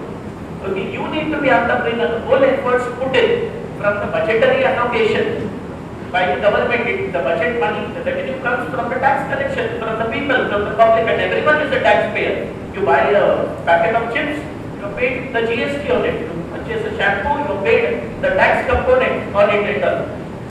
Roughly in India, on an assessment, we see 50% is the tax rate. Even the recent budget analysis, when we look at 2023 first and 2023 budget analysis, direct and indirect tax component. So from the tax budget, the revenue comes. It is utilized by someone else. Why not you? In that case, in law schools, there is something called as legal aid cell. So in law colleges, what is required is that I believe this campus is also having a law college upstairs. One of the mandatory requirements according to Bar Council of India is to have a room, okay, in short to explain, legal aid cell, and free of cost anyone from the society is having any problem in the field of law, be it litigation, be it non-litigation, they knock at the door of the law school, and this law school under the able guidance of the faculty over there and the senior students, that's the final year students and they do guide, help and support under the NEP program, entrepreneurship development needs to be done. So we need to have entrepreneurship be put down in practical sense. Then the confidence will come in the minds of the people that in an educational institution there will be entrepreneurship guidance cell. Government department is there, they are there hand-holding, faculty member is there who is teaching. The learner also side by side. People from the society, they are not those who want to do startup. They will not be everyone highly educated. They want to do a market research in that field. They want to gather some data. They want to test the things which are there. So this educational institution, incubation center, including Mumbai University and Kalina campus is having incubation center. IIT Power is having incubation center. Several colleges affiliated even to Mumbai University is having an incubation center. So let this be the start. Tell yourself, okay, that you will start a small venture activity. Maybe you invest 1,000 rupees. Make a time. People come and speak stock market analysis. 1,000 rupees you get, invest in stocks and you see the stock movement and make your money. Invest it in your business instead of others' business. I hope you understand. Stocks is investing in others' business. You invest in your business which is there and so on. When I was a minor, below 18, I had 2 entrepreneurial ventures of my own. At that time, it is not I'm just referring to some bookish knowledge which is there.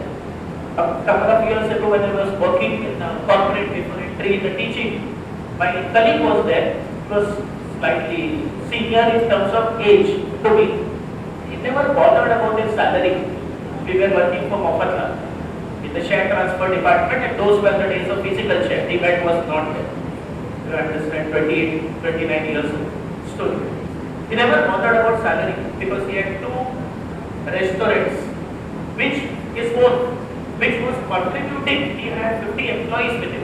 Why he will bother about the salary? Salary comes, salary goes. But what was he doing 8 hours? Sincerely he was working. That doesn't mean he was not bothered whiling away the time. And those were the days when the distractors were not there.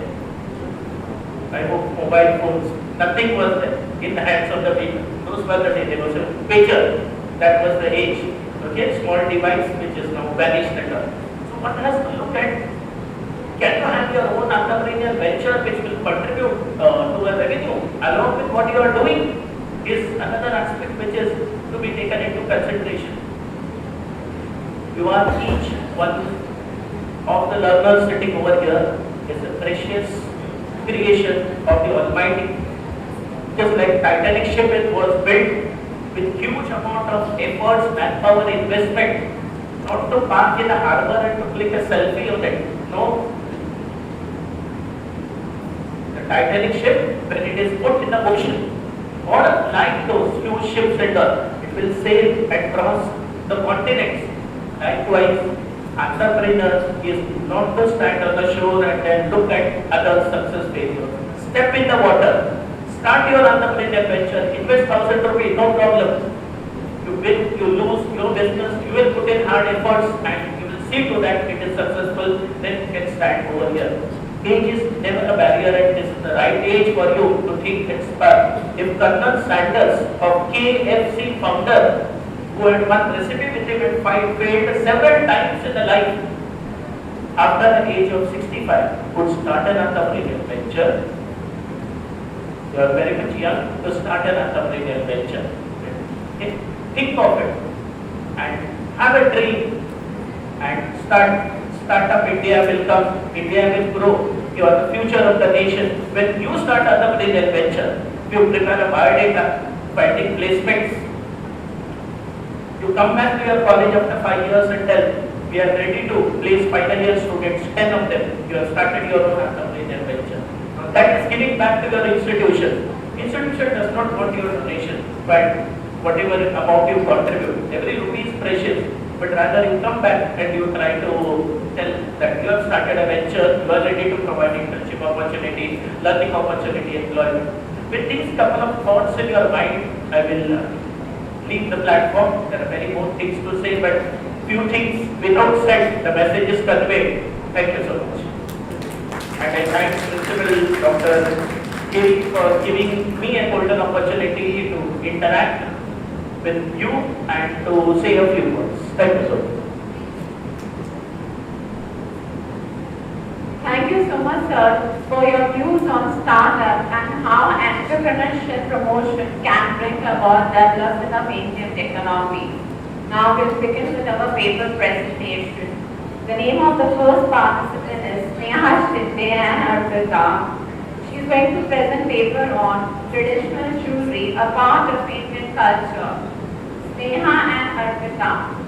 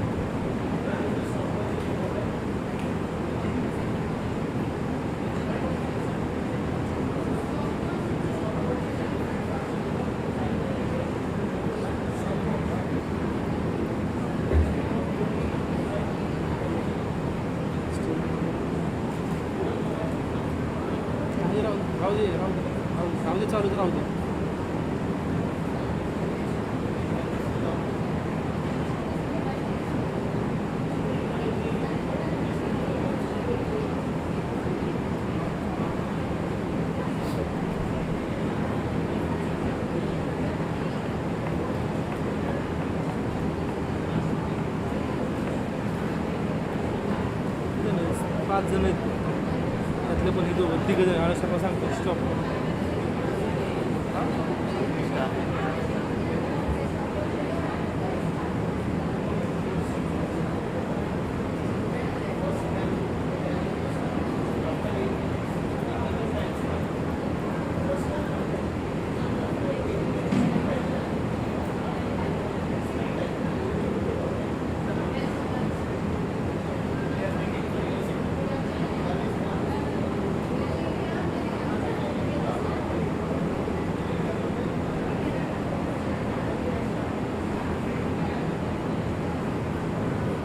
A very good afternoon to one and all present over here. My name is Arpita Victor. My name is Shinde, and we are the students of FY Co. First of all, we appreciate your attention and patience for a few minutes longer. Our jewelry tells the story of great culture, love, and traditional significance. And that's how we came here to discuss about traditional jewelry, customer perception, and honoring Indian art with FDP. Under the guidance of our Professor Priti Yamdagni ma'am, we are here to present PPT presentation of our research paper, Traditional Jewelry, a part of Indian culture and its value among today's generation, a brief study on consumer behavior. Next slide, please. Let me start with the introduction. The history of jewelry is long and goes back many years with many different uses among different cultures. India has a lengthy history of jewelry which has undergone numerous modifications due to political and cultural impact from 5,000 to 8,000 years. Jewelry may be made from a wide range of materials, but Meenakari and Convener jewelry styles have been influenced by the Mughal period, which are now the most popular type of jewelry. Next slide, please.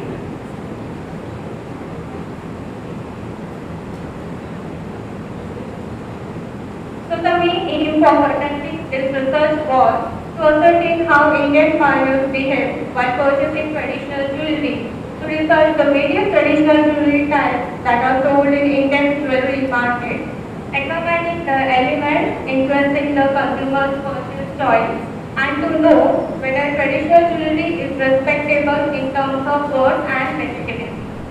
Next slide, please. Let's have a look in the literature review. The word jewelry itself is derived from the word jewel, which was anglicized from the old French word jovel, and beyond that to the Latin word jocase, which means graceful object or a plaything. Precious metals and gemstones were abundant in India. They were fixed and traded with the other nations.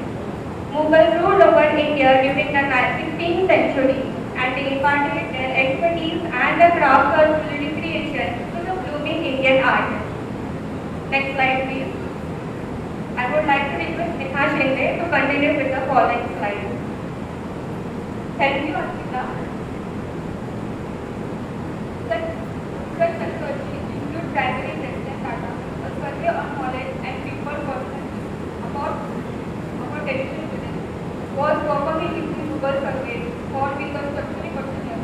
The predicted response rate for the survey was 100, but in the total it is 80 responses. Next slide. Data analysis and interpretation. Research is the best way to find out any information and to analyze it. In that way, survey of a part of research phase as a analysis of data and know consumer behavior. In the figure 1, out of 80 responses, 95% respondents believe that listening and future both are the important of jewelry in India tradition. In the figure 2, out of 80 responses, 75% responded believe that used in the famous jewelry, but actually is Kundlik which is famous all over across the world, and only 25% are in the support of entrepreneurship. Let's have a look into the traditional jewelry of India. In figure 3, out of 80 responses, 85% responses believe that bangles, bracelets, and hats all are the traditional jewelry of India.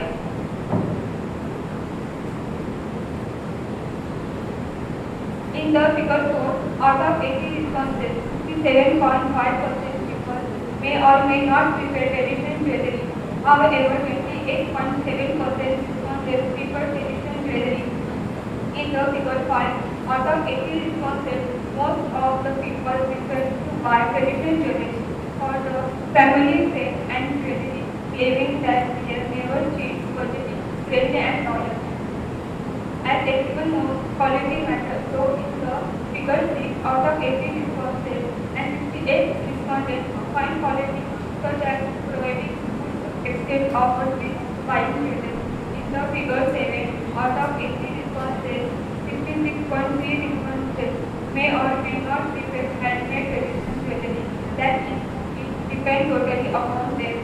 Buying a traditional jewelry is artificial, for it obviously affordable in price, but doesn't match the long durability, artificial things cannot replace the real world and to this figure 60% responded are uncertain required or not required in artificial form. Food is a preservable method, so in the figure 10 as you can see, out of 80 responses, 78.8 responses would method for handmade jewelry. In the figure 11 as you can see, out of 80 responses, 59 responses purchased Egyptian jewelry as they want to feel beautiful and 23 responses love to wear. Next is damaged material. Next slide please. Conclusion. After all, we would like to conclude for research presentation. The demand for traditional jewelry is constant but is increased during rainy season, social events, festivals and other special occasions. The findings show that different options about designing price and many more factories encourages consumer jewelry purchase. Due to higher income and desire for sales engagement also, consumers now have more purchasing power but to keep alive our traditional jewelry, we have to respect it. Now the significance and pass the importance to our next generation. Thank you to everyone.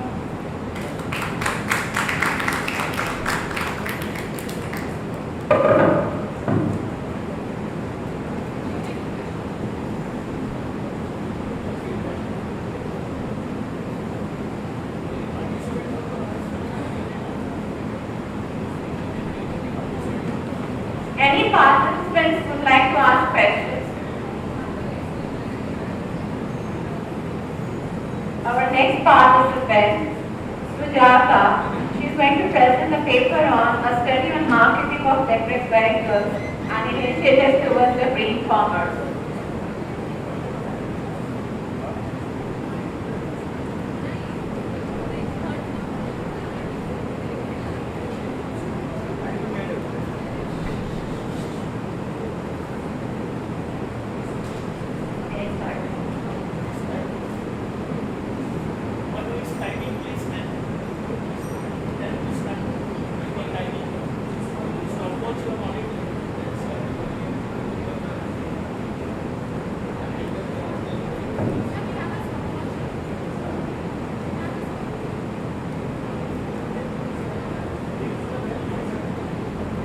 Good afternoon everybody. My topic for today is a study on marketing of electric vehicles and initiatives towards green commerce.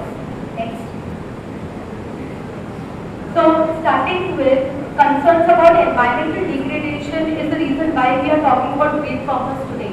Now what exactly is green commerce? It is not just limited to the production of or sale of eco-friendly products altogether. When we are talking about green commerce, business solutions are today trying to invite everything starting from production, distribution as well as consumption, which would have sustainable impact on the environment.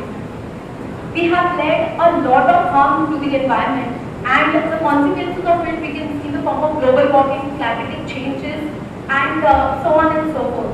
So today when we look at green commerce practices, business solutions have been very strategic in showcasing that they are adopting green commerce practices, whether it is packaging, whether it is selling of eco-friendly products, whether it is in the distribution sector, fleet delivery, last mile delivery also. Here I would like to mention a few companies like IKEA partnering with Gaia Motorworks, Big Basket with Zip Electric, Blinkit, some companies which you already know, again partnering with Zip Electric for last mile deliveries as well as fleet delivery fleet. Amazon here promising to adopt almost 10,000 electric vehicles for its delivery fleet in partnership with Mahindra Electric Vehicles. FedEx again trying to deploy more number of electric vehicles in partnership with Tata Ace Electric Vehicle. Swiggy, as you know, again partnering with TVS Motors. Now why are we doing so? Here everything is a win-win situation. But my study here focuses on how marketing of these electric vehicles, which is a part of green commerce initiative, influences the consumers towards the purchase of electric vehicles. Because when we look about marketing today, we have print media, we have digital media. But when we talk about the sale of electric vehicles, since it is heavy on the pocket actually, as compared to any internal combustion engine vehicle. So here, when a new concept is introduced in the market already, electric vehicles, people have a lot of queries about it, like range anxiety, charging infrastructure, when it comes to long charging hours. All these are the concerns of people before the launch of electric vehicles. Now, in my study, when I asked the consumers whether they are willing to purchase an electric vehicle or not, everyone was very keen. Why? Because they feel that they are contributing something to the environment, like that. Okay, next slide. Now, objectives of my study are to study the awareness among consumers regarding electric vehicles, to study the awareness among consumers regarding green commerce, to understand the behavioral aspect of consumers towards the promotion of green commerce, to review the influence of green commerce initiatives on purchase of electric vehicles, to find out the reasons of willingness of consumers towards the purchase of electric vehicles, and lastly, to find out the reasons of unwillingness, if any, of consumers towards the purchase of electric vehicles. Next. The methodology that I adopted was primary data by surveying people, around 55 people above the age of 20, wherein majority of the people who were willing to purchase an electric vehicle over the past 5 years. Also, they were ready to pay more for such brands who adopted green commerce practices. And honestly, the secondary data I have collected through journals, newspapers, and next. Some of the very key findings are that there is great awareness among consumers regarding electric vehicles as well as green commerce. Here, the consumers also answered questions like, even if they did not know that Amazon, Giri, Blinkit, Big Basket are the companies who are partnering with electric vehicle manufacturers, they have at least seen their local vendors, their food restaurants, actually using electric vehicles, electric two-wheelers to be specific, to deliver food to their doorstep. So that actually encourages them to purchase an electric vehicle to contribute towards the environment. Next, green commerce initiatives have a positive impact on consumers, and they are ready to pay a premium price for such brands. Majority of the consumers that I surveyed, they are willing to pay a premium price for the brand because, as I said, electric technology right now has not reached economies of scale, and that is the reason whichever companies are adopting electric vehicle or any such technology, they are paying a premium price in their cost of production itself, and that is why that is added up to the cost of the product. Here also I would like to mention that companies are very strategic in being very loud and clear that yes, we are practicing green commerce, we are taking up green commerce initiatives.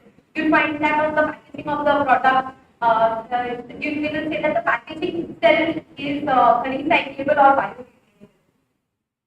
And the last finding was that consumers are willing to purchase an electric vehicle as a part of green commerce. Here, majority of the consumers were willing to. The price over here was not the main concern. The main concern was range anxiety because electric vehicles still are not able to match the kind of range given by internal combustion engines. Secondly, it takes long hours of charging, as I said. Thirdly, even if it takes long hours of charging, here there is no proper charging infrastructure being provided. It means we lack the number of charging stations in India right now, although they are increasing right now. Next, finally, I would like to conclude few things. The study shows that the consumers are concerned about the environment, but at the same time, they are even more encouraged to purchase an electric vehicle once they receive certain perks like incentives. We have production-linked incentive schemes as well. In fact, the GST as well as the vehicles has been reduced from 18% and 15% to just 5%. That encourages the consumers as well as the vendors to purchase of electric vehicles. Very few customers expect a discount on purchase of electric vehicles. These reasons which I already mentioned, ranging time, charging time, and lack of charging infrastructure are the top reasons for unwillingness to purchase an electric vehicle. Comparatively, high price of such electric vehicles is not much of a concern among consumers. Consumers the vision of attaining net zero emissions by year 2070. Next. Next.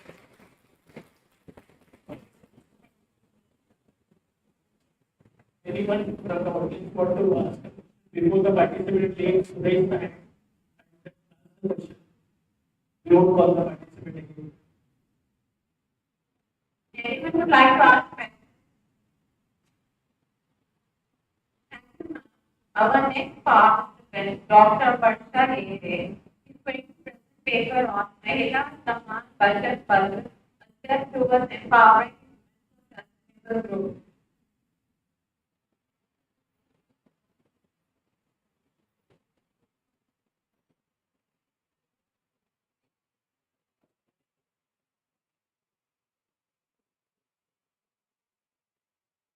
Good afternoon, and all present over here.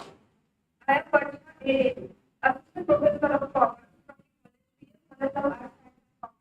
Along with my colleague Gurchal from the college, have conducted a research on Mahila Saman Budget Patra, a step toward the empowering women for the sustainable development. Just like what she told us on told, for sustainable development, there are four pillars: social, human, economic, and environment. Like sustainable development and social inclusion. So social inclusion is a process through which individuals and group of individuals participate in the society for improving their life, providing the better chances, better opportunities to the different elements of the society, provide dignity and respect to all who are considered deprived on the basis of birth, age, gender, and economic status. So it is in order to achieve sustainable development, it requires an equitable balance, social and economic environment. Introduction. So women empowerment, as we know, is the most important key element for sustainable development. So women make up more than half of the world population, but still most of them are depend on others for economically depend on the others. So there is a need to create an optimistic environment to the women by creating more chances, giving more skills and plan policies to them. So Mahila Saman Budget Patra is one of the such initiatives which is the initiative by the Government of India to promote women empowerment. Next slide. There are different schemes which are noted here, which are started by the Government of India for the empowering women. So, women self-help groups, serious like women entrepreneurship fund scheme, Pradhan Mantri Mantri Yojana, Beti Bachao Beti Padhao Yojana is there, Sukanya Samruddhi Yojana, Indira Gandhi Matritva Sahyog Yojana, and Mahila Shakti Kendra scheme. These are the different schemes which are initiated by the Government of India for the empowering women. So, in honor of the Government of India has initiated the scheme called Mahila Saman Budget Patra for empowering the women. In this scheme, maximum 2 lakh rupees can be deposited, on which women and girls will get 7.5% of rate of interest. It is expected that with this scheme, women and girls will be financially empowered. So this scheme is valid for 2 years and will get expired on March 2025.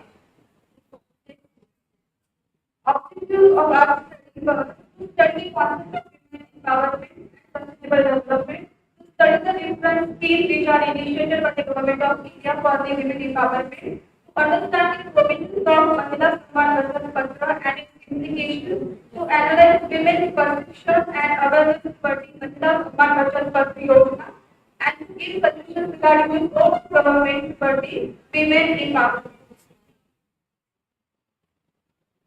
Talking about the research methodology, in both the experimental research, we have collected data from the primary and secondary sources of primary data.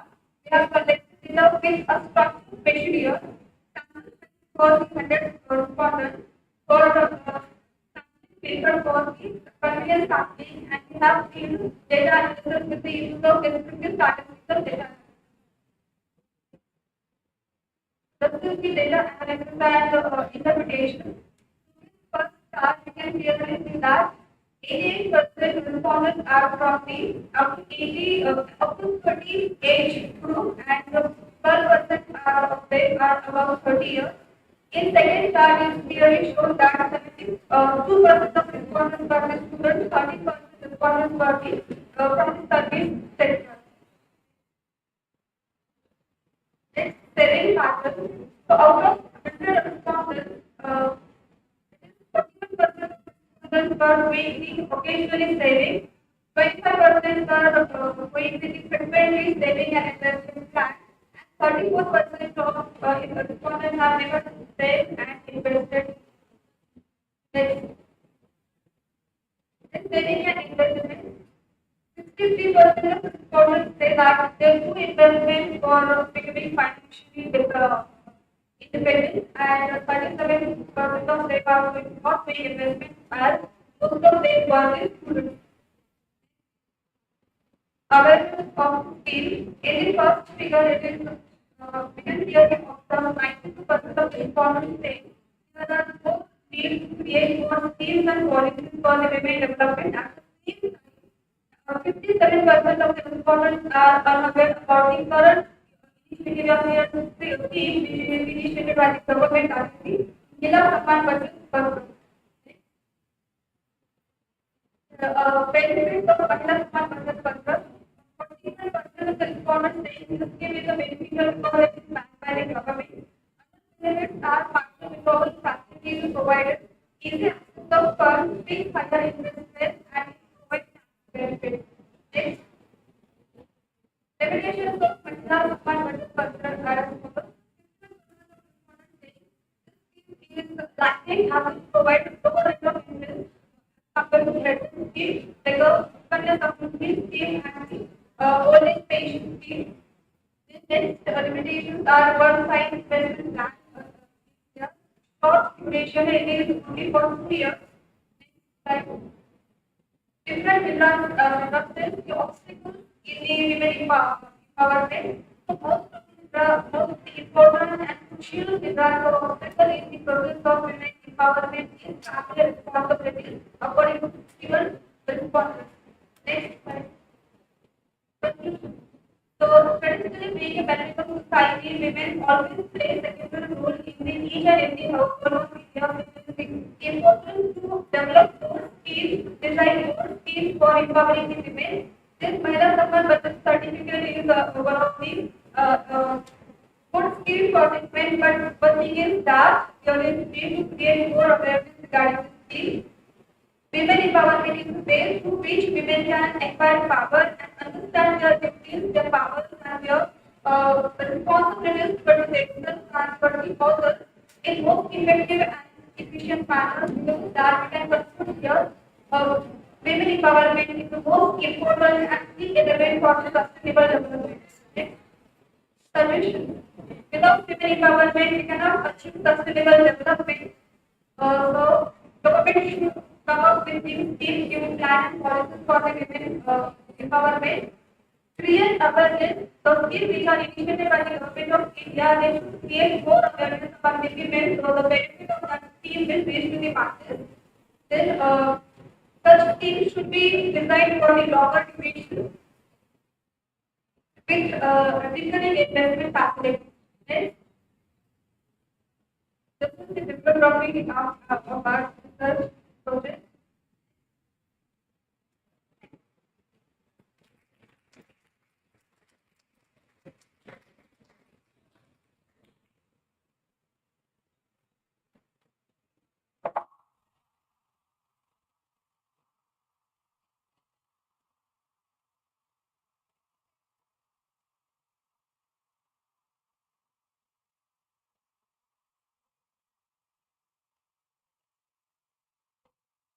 Thank you. Now I request Suresh Bhadane to present his paper.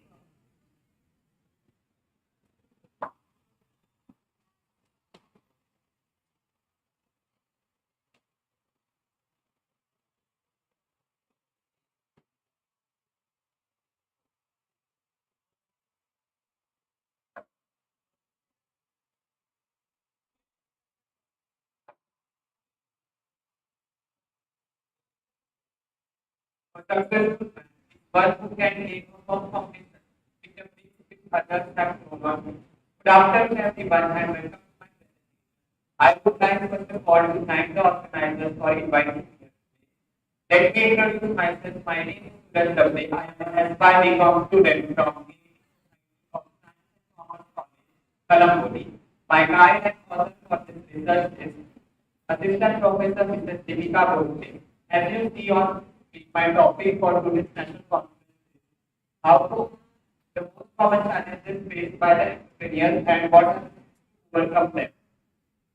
My research on this topic is particularly relevant to those who are not aware about the challenges which entrepreneurs have to face in their day-to-day business life. This is structured as follows: introduction, aims and objectives, literature review, research and project, data analysis. For this, I am going to give you attention next minute.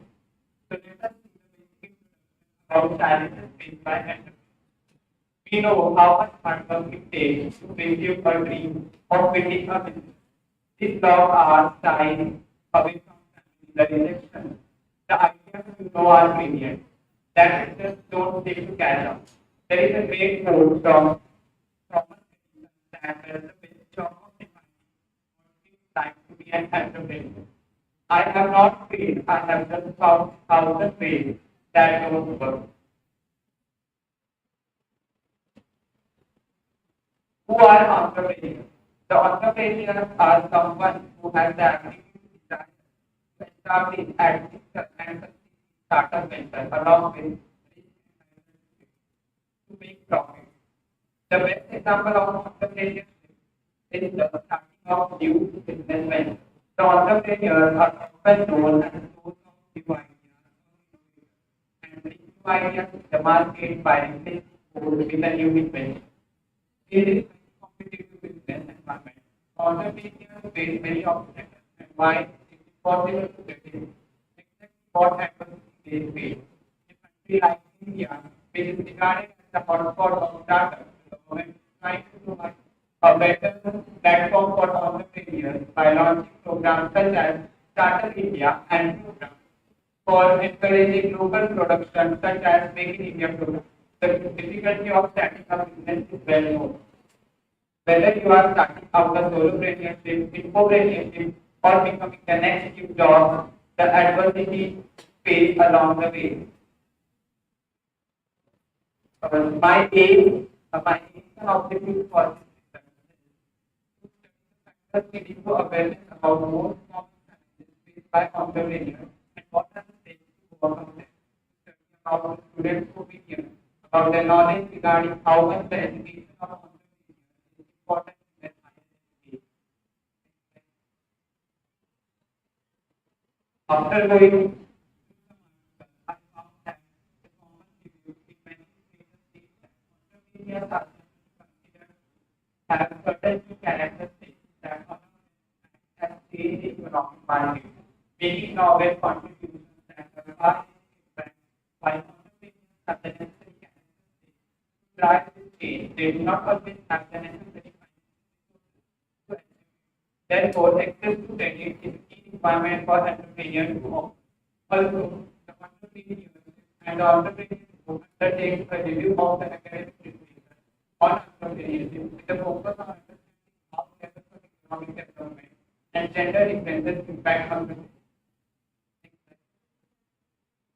Talking about research methodology, as there are some numbers, also some words contained in my research, I have adopted qualitative as well as quantitative research methods. The design I have used in my research is descriptive design, the type of data which I have used for my presentation contains both primary as well as secondary data, where primary has been collected through survey questionnaire from the students to the medium of Google form, whereas secondary data has been collected through the newspaper, journals, internet, also by reading through different articles, documents, etc. The data analysis and interpretation which I have done contains some of the pie diagrams and graphs which show responses of the people about their knowledge on which I have. The second part In that second pipeline, we found that almost 35% of people are very likely to pursue an entrepreneurial venture after completing their higher education, whereas 44% of people are somewhat likely to pursue the venture and 7% remaining of them are not at all interested in pursuing the entrepreneurial venture after their higher education. Thank you. The fourth one diagram shows that 25% of the people have the 100% complete knowledge of entrepreneurship, whereas 45% of people have 50%, half of the knowledge of entrepreneurship, and remaining people, that is 31% of people, are not known about the term entrepreneurship. The fifth part that it is found that the majority of 71% of people are aware about the challenges which entrepreneurs face in their daily life, whereas 29% of people are not clear about that. So from all of the above discussion, I conclude that the challenges of entrepreneurs can be overcome with the right strategy and mindset by addressing the challenges of lack of capital, competition, time management, balancing work and life, managing people and work, overcoming setbacks and failures. Entrepreneurs can achieve long-term growth and success with determination, perseverance, and a positive attitude. You can turn your idea into triumph and make your mark in the world. The well-known quote by Richard tells that some entrepreneurs think, how can I make lot of money? But a better way is to think, how can I make people's life better? If you get it right, then money will come to you. So that's all about my presentation. Thank you.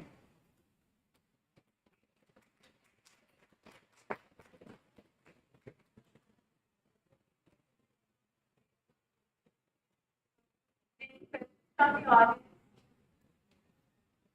We have a lunch break from 1:30 to 2:30 p.m. I request all the participants to come back sharp at 2:30 p.m. Okay? And the lunch is announced at the parking area. Please gather at the parking area. Thank you.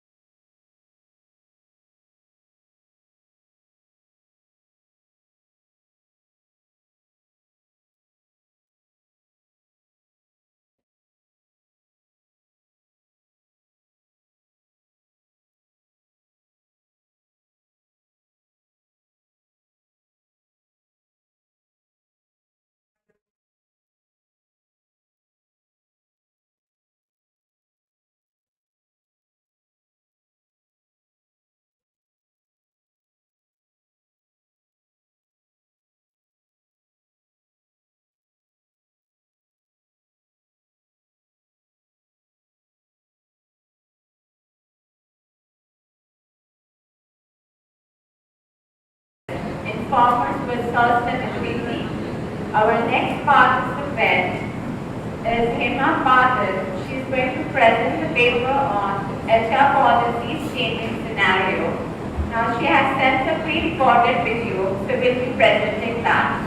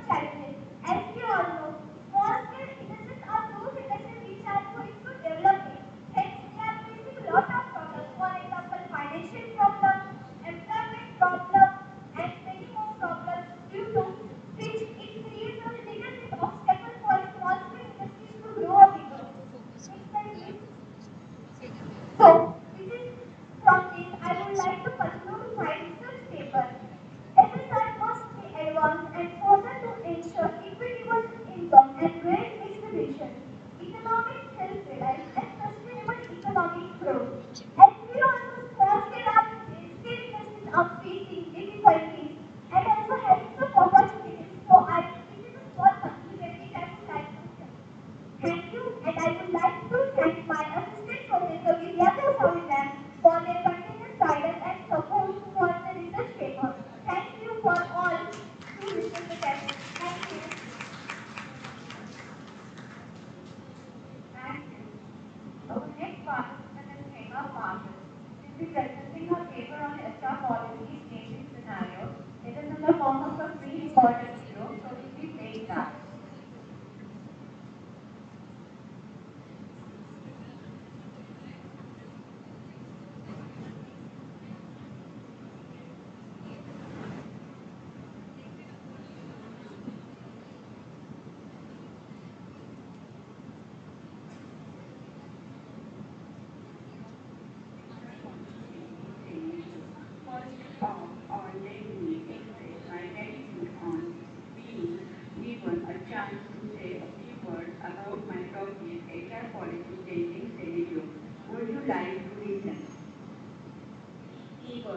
Human Resource Policy 22 Online Information, Technological and Environment. Introduction. Human resource policies are variable because resources should be used correctly to achieve specific objectives. Resource planning is done with this approach in mind. Total geographical area of the country, land territory, mountains, rivers, seas, forests, mineral water, etc. Objective of the study: to recruit suitable employees with the necessary qualifications and skills, taking into consideration the future expansion of the industry and the urgency of possible production increase from the point of view of human resource planning.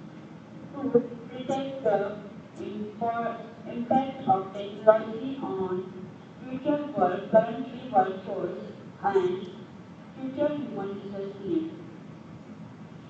Fact analysis: 22 HR policies your company should have in India. Mainly, there are two types of HR policies in India: general policies and specific policies. General policies are the kind of policies that every organization requires and has. They are usually formulated by the leaders of the company. Specific policies. 22 most important HR policies in India 2023. It is the sole responsibility of the HR personnel to keep a company compliant to the local laws of a country. Below we have included a list of 12 important HR policies that your company must have in India. Conclusion: every business entity needs strong policies to establish and maintain order in its workplace. These are the right guidelines that the way for moral and ethical behavior in the workplace. Image and pictures used in these presentations are only representative. Thank you for listening to me patiently. Thank you.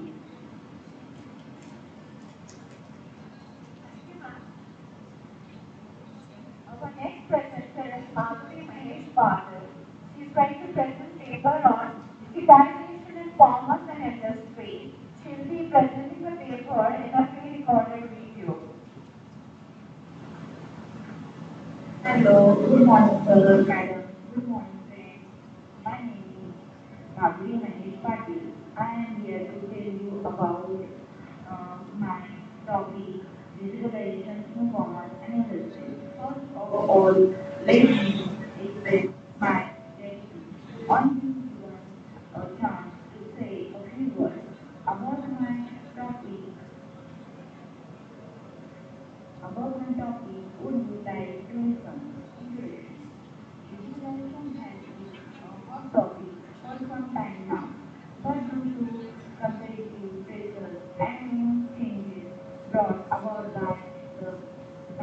Hence, the street attitude offline retailers have to visualize their sales and operations in a visual and visual. Business objectives. Visualization leads to lower transition costs. Nowadays, companies are running low-cost estimates that were previously unimaginable.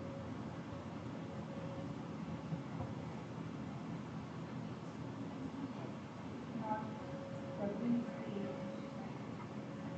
not three, but the have three that serve locally. Consumer expectations are increasing. Brands online versions to show value. Effects to marketing in social media. Digital supply chain and data management. Age community, cloud community, smart operators, digital business models, education 4.0, smart cycles, concept, security, etc. Translation. Digital technology has permeated the lives of ordinary people as well as business. The digital industry not only supports other industry sectors but is a whole world in itself. Image and digital user engine recognition are only represented. Thank you. It's all about my topic, visualization in commerce and industry. Thank you for listening me so patiently.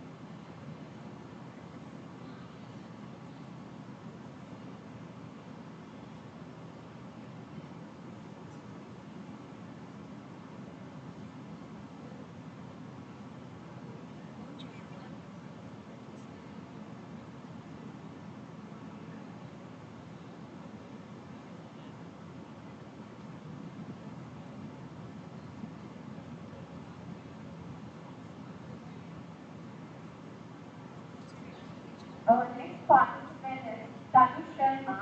She'll be presenting her paper on Metaverse, the new marketing channel. She'll be joining us online.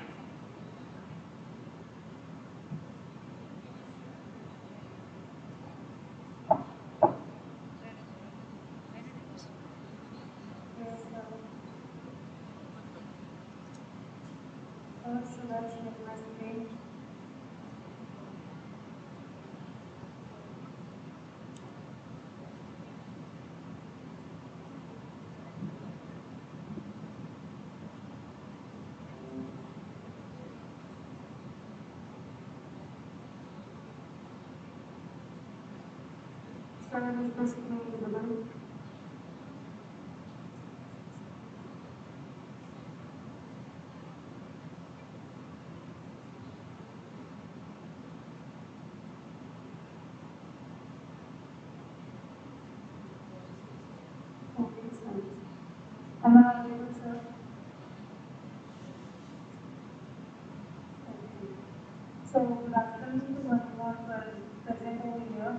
Myself, Sayma, and today I am going to present a short overview on the research paper of topic Metaverse as a new marketing channel under the guidance of Assistant Professor Swapnali Karjiman, who is the HOD of Information Technology Department, Giri College of Science and Commerce, Kalamboli. So basically imagine a virtual world. Yes.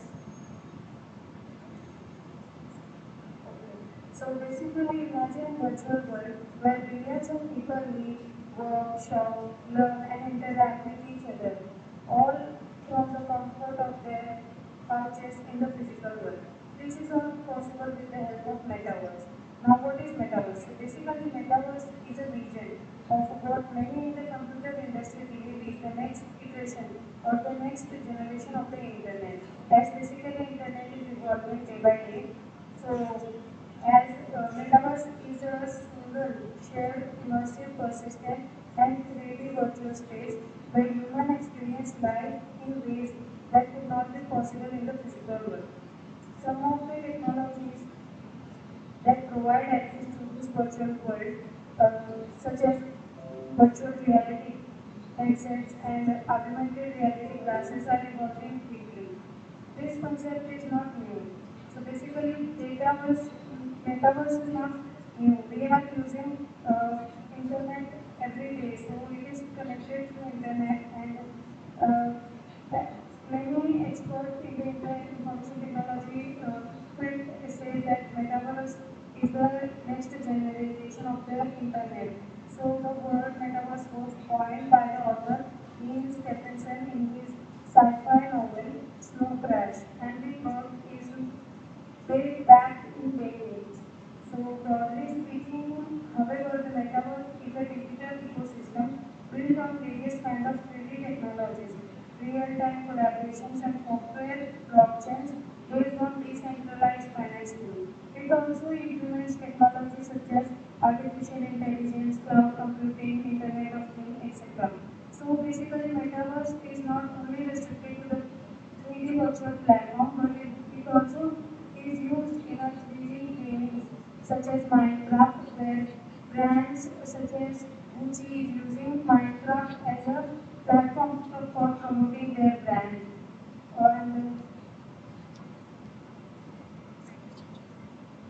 moving towards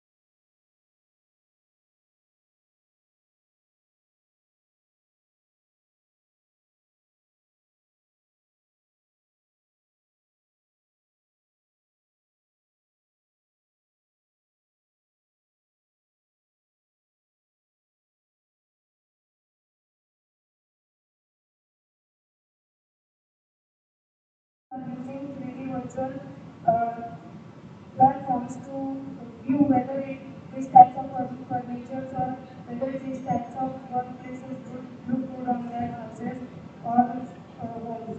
Thus, one of the main reasons companies are targeting the metaverse to capture the Gen Z and new generation to come on their brands. Talking about the literature review, so basically the data is collected through IQAC papers, web and research papers. So the research paper which I have referred has also made what happens here?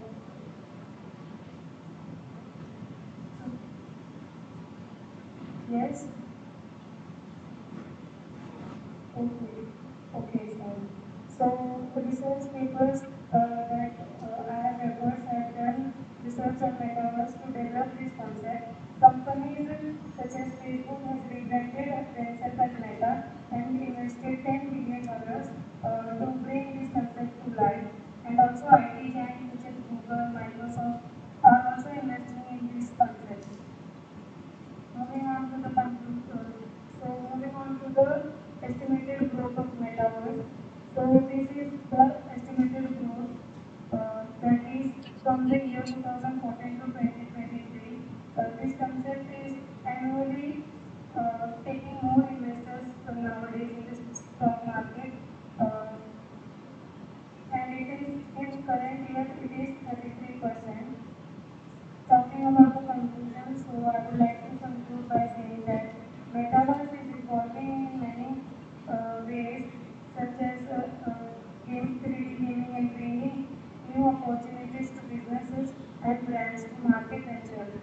more efficient and effective ways.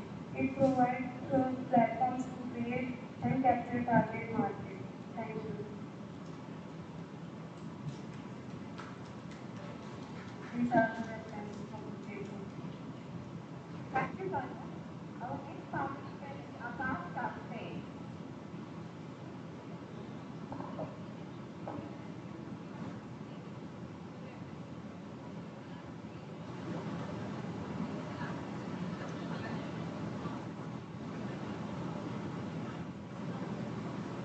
Good morning, everyone. My name is Prakash.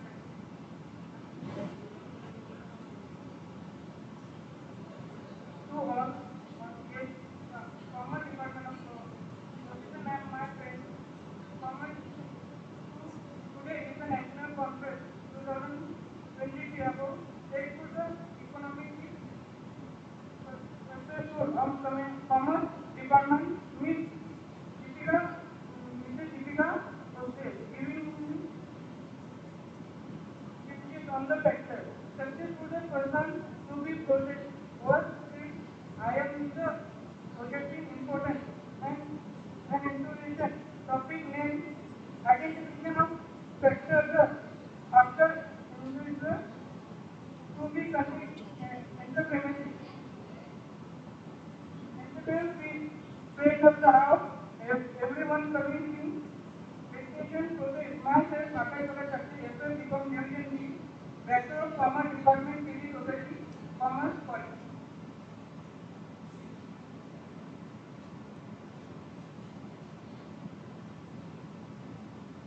Introduction. There are many factors that can be improve the individual direction to becoming entrepreneurship, the more communication phase of individual. Person and person interaction. Many entrepreneurs are the motivated with the process from the work and division process. They are the individual or the processful setting.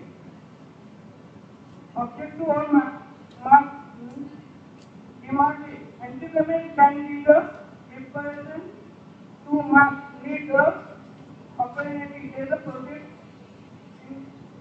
in set. So the identification the unfulfilled market over the unfulfilled customer demand. Aim on object. Aim of study and identification of factors. Then include the introduction to becoming entrepreneur. To examine the person, challenges. They are the proceeding introduction to the entrepreneur. So the person is training skill experience to introduce the important socializing factors. So as the education favors the incoming social state. Entrepreneurship, intuition and the natural. Next. Entrepreneur is the process of creativity, department of the meaning of business, virtual or actually profit, the division to be coming and the entrepreneur info by the vertical factors, individually, person the challenges, environment factors, socially and sectory factors, and economic factors. Next, research method, part of design, designing of data, primary data and secondary data after collecting the steady and data collecting to tell the quantity Google form. Simple method, simple and simple method. Next, data analysis. How the processes and the interface vertical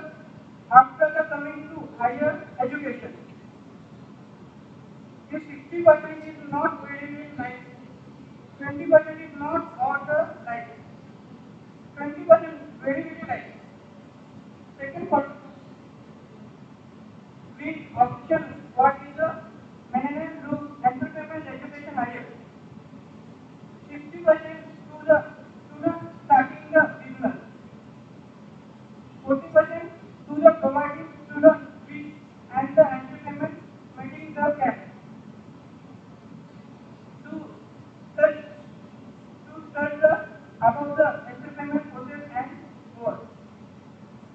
Next.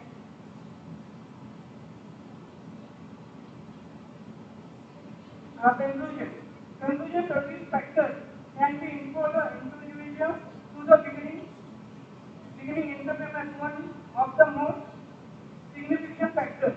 Is the deciding the entrepreneurship and automatic as the many people has got to their own and controlling their owner working environment. Also, information factor is the protection of financing event.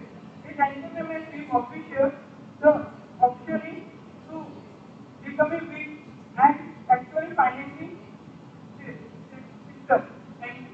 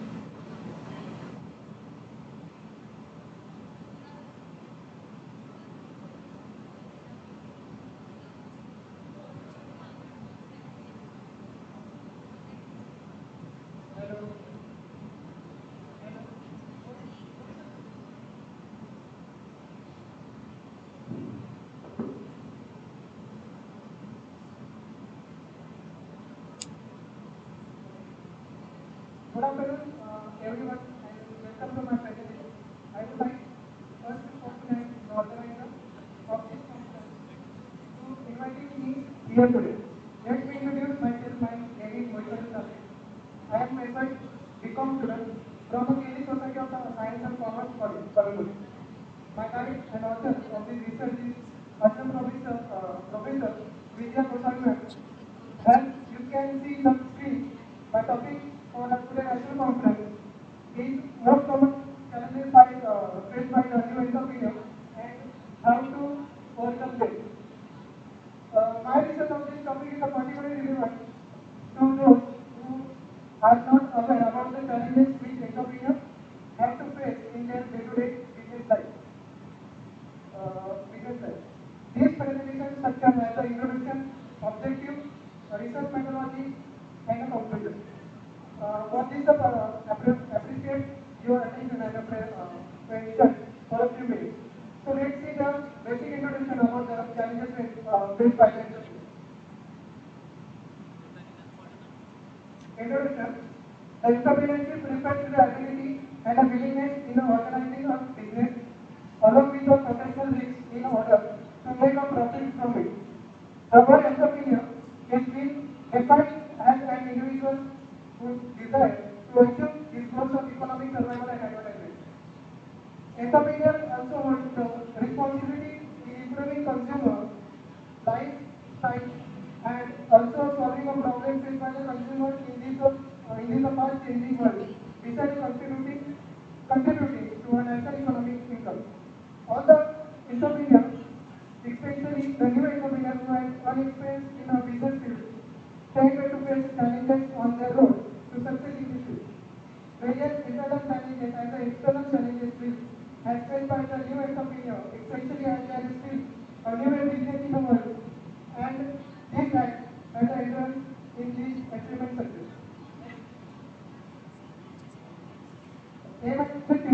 All the entrepreneurs, especially the new entrepreneur who have experience in a business field, will have a tendency to face various challenges as their road to success in this field. The entrepreneur may objectively fulfill the demand of customers and give a proper service. Next, there are a few points of common challenges faced by the entrepreneur and explanation and overcome process.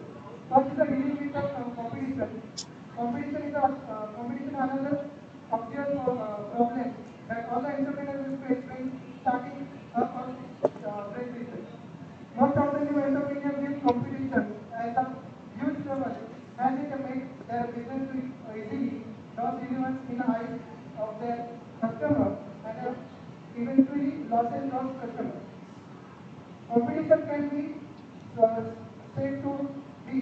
equally or more positive challenges for new entrepreneurs, where if they inherently trained, they to learn and improve their business based on the innovation as well as the creativity which are a part of the future aspect of entrepreneurship. Second is the productive confidence. Entrepreneurship is the first. Entrepreneurship is the fun and exciting. It says your dream comes true, but sometimes people get demotivated with things don't turn out way that wanted and started celebrating themselves. However, being able to overcome self-doubt is a necessary trait for entrepreneurs. Whether you are dealing with a self-inventor or even you are employed, you need confidence. You must have faith yourself and the service we are providing. How to overcome believe yourself, your skills and your vision. One of these best ways to overcome these obstacles in you can do anything. Third is the time management. Time is a very serious factor for an entrepreneur. Where still it may seem very money, like money is a only thing that can affect our business. The time comes in a certain factor. It's a limited source that can use. Therefore, time management is crucial. You should efficiently manage time. Invest each minute of our to ensure that you are getting everything about done that you need to do. How can you manage your time that is lost? Utilize the maximum amount of time you need to organize and delegate in your work. Create a goal to list that you need to complete within a day. Organize everything. Everything. First, yes, and start your day taking all the tasks you have. How to overcome them? Be organized and diligent, and you only have 24 hours a day to get your things done. Fourth is the marketing. One of the most important factors for a business growth in effective marketing. Itself is rising on advance and audience and spreading awareness of your service. However, generally, entrepreneurs find difficulties to marketing their business setup. They don't know that the way to market their service on can start with a small and free marketing campaign. Both of social media platforms like Facebook, Instagram, Twitter, etc. and then go for a paid campaign. You can collaborate with other firms and market your service too.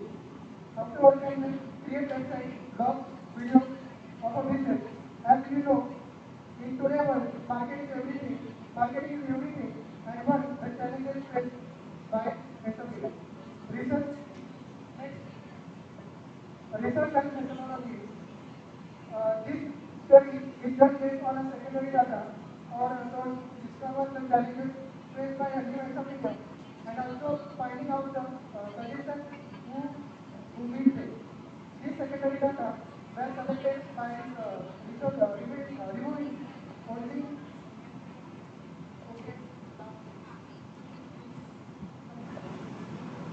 Okay, thank you for giving the opportunity to speak in front of all.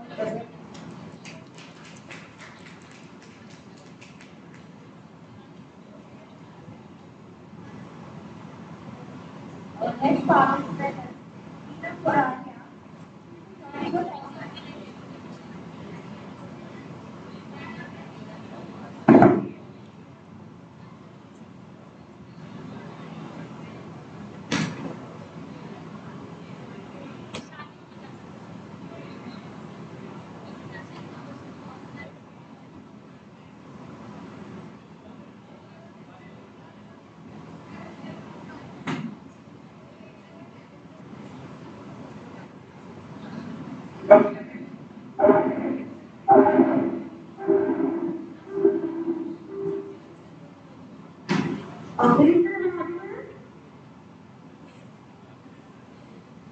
Okay.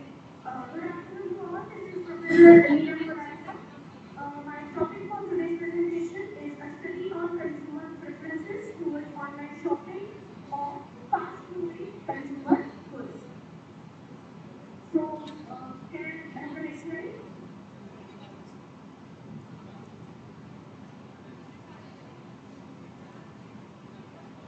Thank you. So, fast-moving consumer goods, which popularly known as FMCG, are products that are sold quickly at relatively low cost. Yes. So, the FMCG market is one of the largest and most important markets in the world. But not only in the world, even when we talk about India, the FMCG contributes the highest, it is the fourth largest sector in the contribution when we talk about the Indian economy. FMCGs have low profit margins and high volume sales. There are three main segments in this sector. Food and beverages, which accounts for 19% of the total economy. Healthcare, which accounts for 39%. And household and personal care, which accounts for the remaining 50% share in Indian economy. So we understand by this that fast-moving consumer goods are highly in demand and they contribute to the Indian economy. With the increasing penetration of the internet and smartphones, e-commerce has emerged as a major channel for purchasing FMCG goods. Yes, the internet era mostly contributes to the development of electronic commerce, as nowadays thousands of businesses are selling goods and services over the internet. When we talk about the retail and FMCG and consumers, not only the small scale, but even the not only the large scale, but even the small scale industries are also available in selling their goods online because the customers are available online. Earlier, people did shopping when there was a requirement, some functions or when they're outing. But in recent times, online shopping has gained place in the lives of people, and people are purchasing more often. Online shopping provides consumers with the convenience of purchasing products from the comfort of their homes and offices, which has led to a significant increase in online sales of FMCG products. Yes, the convenience, when we talk about as things are turning so convenient, it becomes significant to understand the perception of customers when he's making a purchase online. What exactly goes in the minds of the customer and what are the perceptions consumers have in their mind that inspires him or her in buying different products or services is very important. And through this study, I tried finding out the preferences of consumers for online shopping or particularly FMCG goods. Now, limitations of offline purchasing are another factor driving up, internet sales. So yes, offline shopping limitations are also responsible for increasing the purchasing online products. So with this intention, I started a study on consumer preferences of FMCG, but through online. Yes, can I have the next slide? Research design objectives. Now, what objectives actually I did this research? The first very important one is to understand the consumer preferences towards online shopping FMCG products. What preferences they have. Second, to identify the factors driving the adoption of online shopping of FMCG products. What exactly making the consumers convenient or what making them fall for the online shopping instead of offline shopping. Those factors I try to identify with this research to determine factors which are most important for online purchasing from the point of view of the consumers. Impact of demographic variables on consumer preferences towards online shopping of FMCG products. So these are four objectives which I tried to achieve with the help of this study. The hypotheses are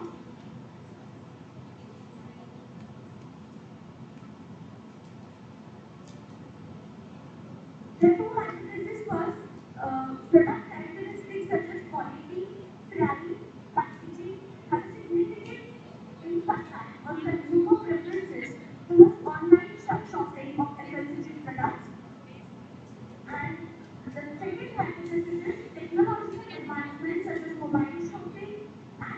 reality have a positive impact on consumer attitudes towards online shopping of FMCG products. These are the two hypotheses which I studied. The methodology which has been adopted is the first research is exploratory in nature, and the primary data were collected through questionnaire method, whereas I made a Google form, and Google form was circulated to various groups, and sampling method used was judgmental, and sample size is 125. The time was the constraint, so I could not gather much data. 125 respondents responded, and the data is collected from the states of Maharashtra, Gujarat, and Rajasthan. So the sample size is 125, and the regional distribution is also there. The secondary data is also used for the study, where the information is collected from various articles, journals, websites, etc., and the proper references are given in my research paper for the same. After the methodology, now the findings of my study, where the several questions were asked in the questionnaire. For example, the question related to what exactly, what kind of FMCG products consumers more prefer to buy, and what is the frequency of purchasing the products online. Whether they experience, when the consumers experience any kind of issues or concerns while purchasing, and did that actually motivated or forced them to switch to any other application, or they shifted themselves from online to offline. So several questions related to this were asked, and from that the findings is the result of the from this what I have interpreted is the study shows that consumers are increasingly using online channels to purchase FMCG products as compared to offline. Easy accessibility and wide variety, and the sales promotion techniques, especially the e-wallets and the credit card offers which are given on the online shopping, are the key factors which are driving the consumers for adopting the online shopping. The majority of the respondents, that is almost more than 60%, reported that they shop online for FMCG products at least once a month. However, concerns about the product quality and authenticity, lack of touch and go experience, and trust in online vendors are the primary barriers which the consumers are facing when they talk about online shopping. But besides that, consumers are still preferring online shopping over offline. The majority, more than 60%, are saying that. The majority of the respondents concur that they frequently encourage online platforms and e-commerce to their friends and family. So the speeds are the main motivating factors which tell them to stick to the online applications. And to conclude my study, I would say the research concludes that the convenience, time saving, and better ease, these are the three key drivers of online shopping, which is motivating the consumers. Second, the concern about the product quality and authenticity, because there is no subjective experience, and the reviews as of now on which they are dependent.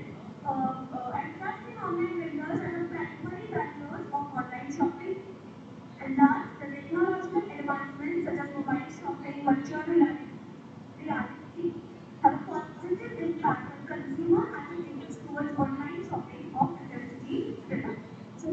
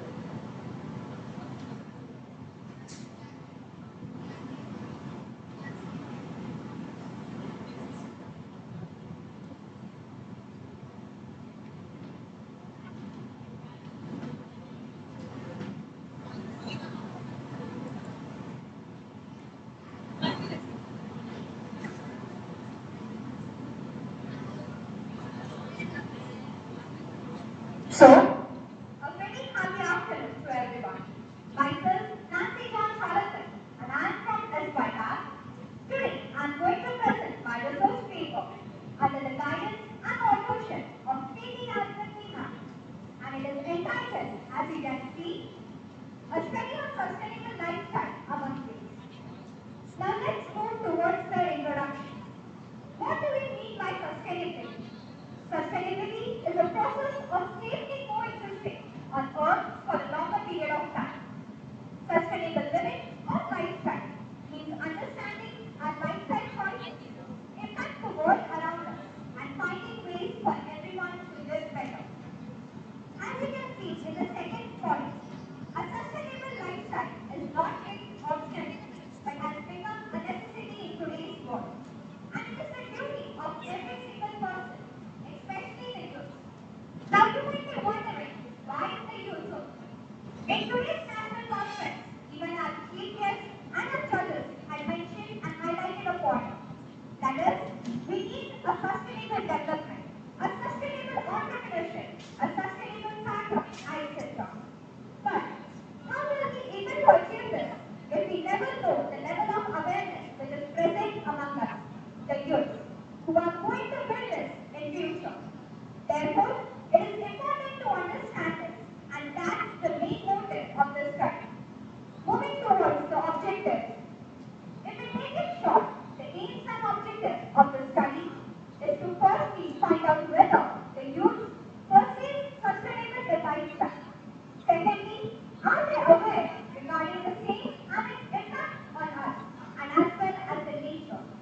Third, are there any initiatives taken to develop such lifestyle by youth? For that, the next slide we can see the research methodology. In that, I had prepared a questionnaire, a structured one, with nearly about 20 questions, and I circulated among my friends who are youth, working as well as graduates. And nearly about 90% of them have responded. We can move towards next and see some of the questions. In the data analysis, some of the questions as you can see, like firstly, are you familiar with the term sustainable lifestyle? Over 90.6% of youth do know what it is. As well, you can see the fifth point. Do you implement lifestyle with the less usage of plastic, recycling planting, or preserving plants using public transportation, which are the means for attaining sustainable lifestyle? And only 49.2% have responded that they live this lifestyle. Now moving forward, we can see the key findings of this research. From the conducted survey, we come to understand that most of the youth, that is 87%, are aware regarding sustainable lifestyle. And it's important and necessity in today's world. But it's a saddening thing that 51% of respondents are not knowledgeable as to how to attain such and live such sustainable life. Now, moving to next, what might be the reason for not being aware of sustainable lifestyle? This can be due to less awareness as to how a change in individuals can lead to change in community. Or it can be due to lack of understanding regarding the whole situation. Now we all have seen that even in the current days, we have seen that it has the global ozone level depletion, as well as air pollution, the climatic change, the sudden rainfall, etc. We all have experienced it. Or it might be lack of motivation and laziness or ignorance. Moving next, what are the recommendations and suggestions or the key factors we suggest? For the colleges and universities, they can take initiatives by promoting sustainable lifestyles to projects of recycling. We all are aware regarding DIYs, etc. We all often do it also. And also another point is for nature conservation by planting saplings. For most of the youth that we had asked, they know that Environment Day is celebrated on June 5th. But they take it as like only one sapling and not maintaining it.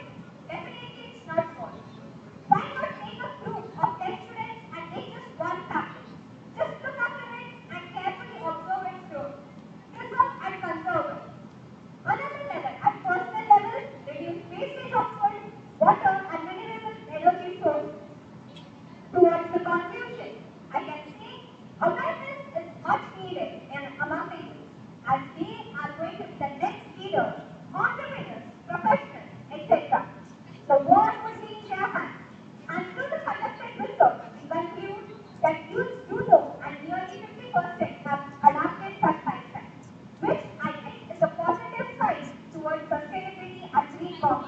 as well as initiatives taken by United Nations and government must be boosted by startups. And it is being probably started in India. We are even not know, but there are many startups such as food, fruit, etc. who take towards and have the motive of sustainability.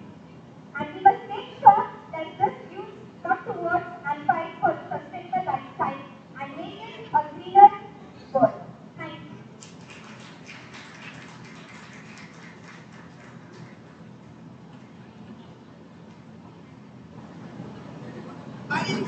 Our next presenter is Sayma.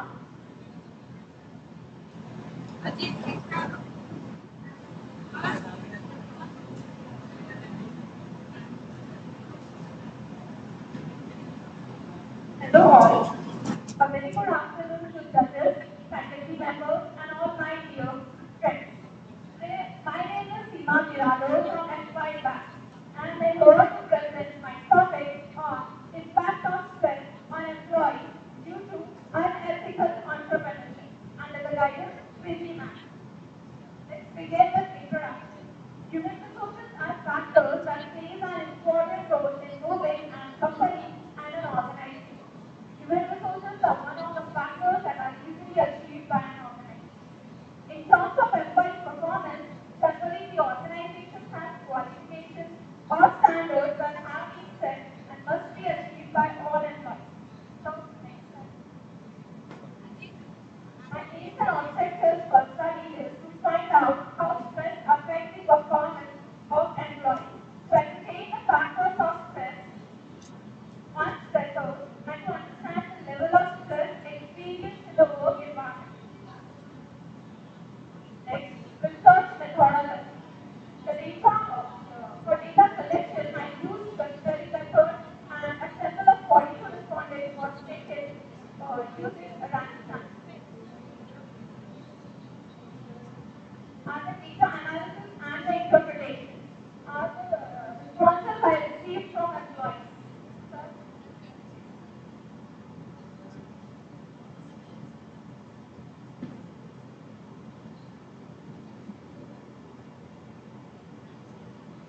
Now the findings. The respondents feel that stress can be caused due to leadership style and pressure from superiors. The highest number of the respondents face acute stress at workplace, that is for short periods. The respondents feel that they are not able to concentrate in work due to their family, because of their family commitments or maybe lack of language skills and intelligence. Around 52.9% of the respondents feel more stressed when achieving targets. Next, the conclusion part. Stress is a common experience in the workplace and can have significant impact on employees' performance. Effective stress management is crucial for maintaining employees' well-being and promoting productivity in the workplace.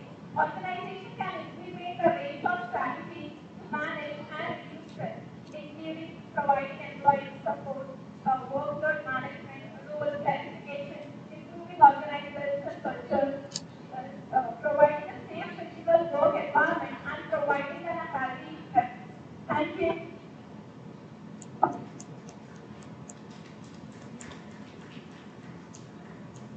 Our next presenter is Asst.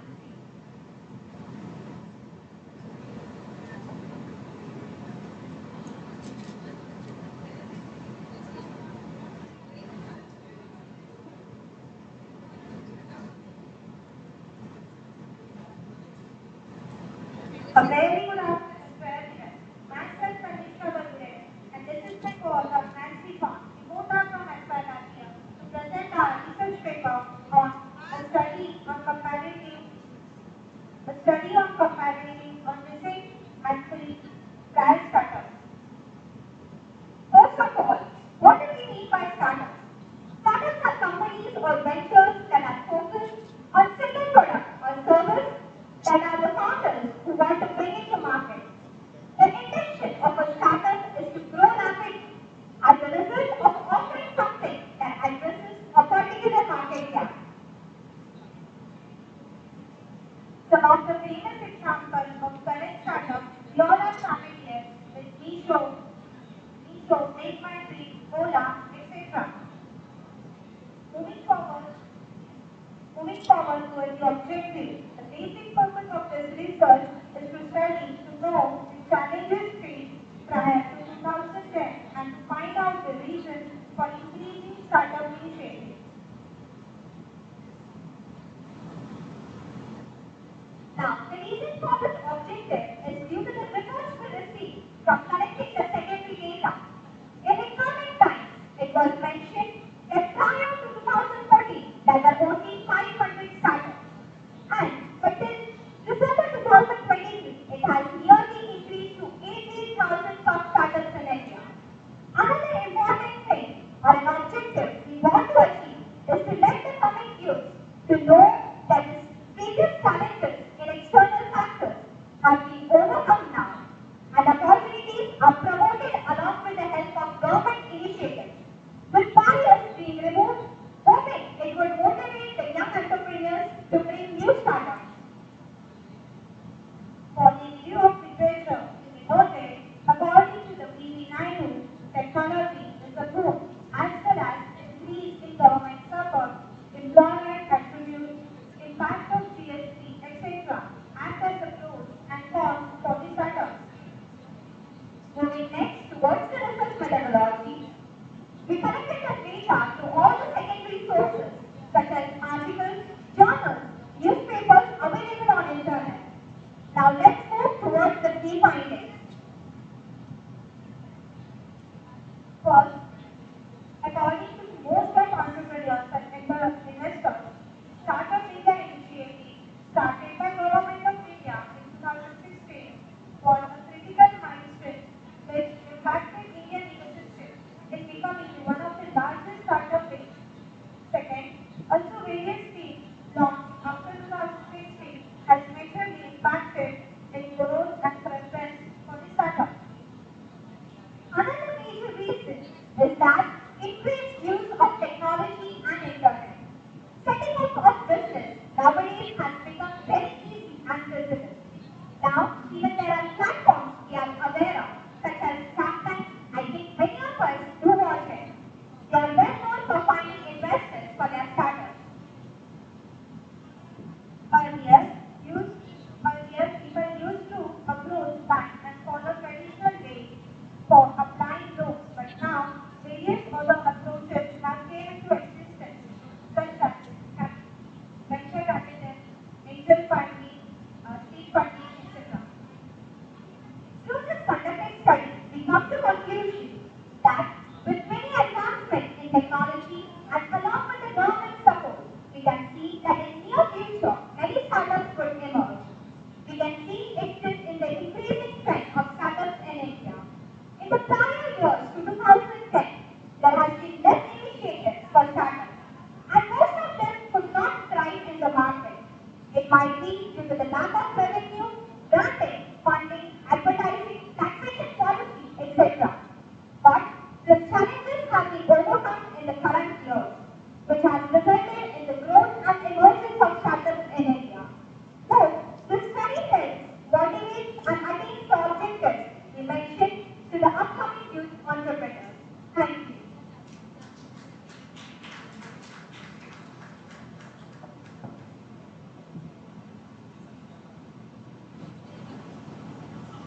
Our next presenter is Sayma.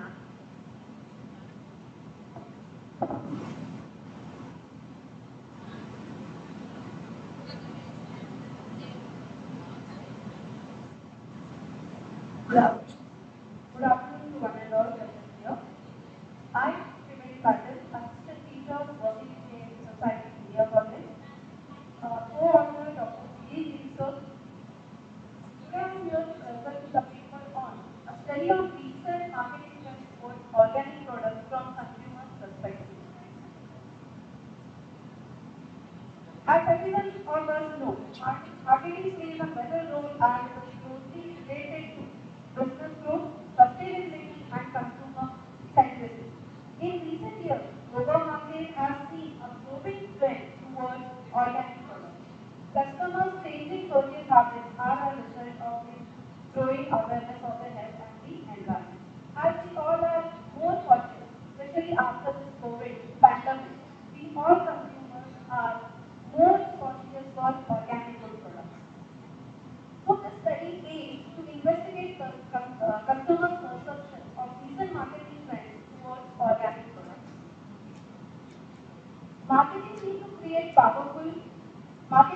basically create powerful marketing strategies to promote organic products and satisfy the rising demand for healthy and ecological friendly solutions by understanding consumer perception.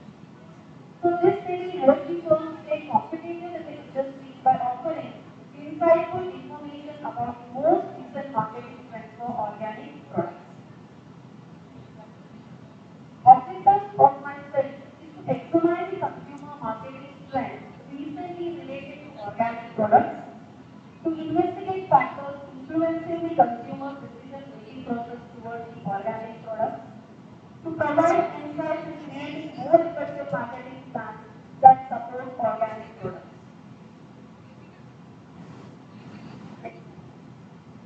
I have included 3 hypotheses in my paper. The first one is based on demographics, there are significant difference in perception of organic food among consumers. The second one, there is a significant correlation between psychological factors and consumer preference for organic products. Third, there are significant difference in customer preference for organic products based on demographics. Next, moving to the research methodology. Due to the growing concern about the presence of organic retail stores in this area, a study was carried out in Mumbai and some others. Both primary and secondary data are included in my study. Primary data are collected from the questionnaires from 140 Mumbai city and suburban residents. Secondary data was collected from various sources like journals, research papers, websites, newspapers, and magazines. Due to the time constraint, I cannot present all the data analysis. I have specified the one recent trend we are including in marketing our organic food products. So from this data analysis, we can say that social media, next slide. The impact of social media marketing on consumption of organic and non-organic food products is equivalent, both are equivalent here. And the second analysis about video marketing, it has been seen that people consume more organic products if video marketing is done.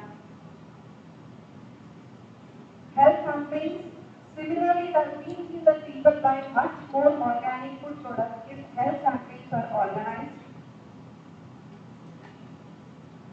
Multi-channel marketing has played an important role in consumption of organic products compared to non-organic products.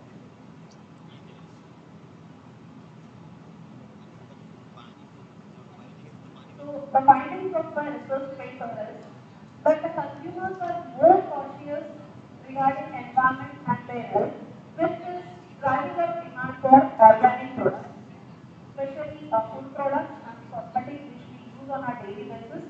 So more demand is for this product.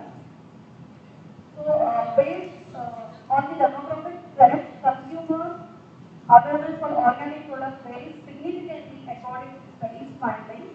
Consumers with higher household income and educational knowledge are more knowledgeable about organic products.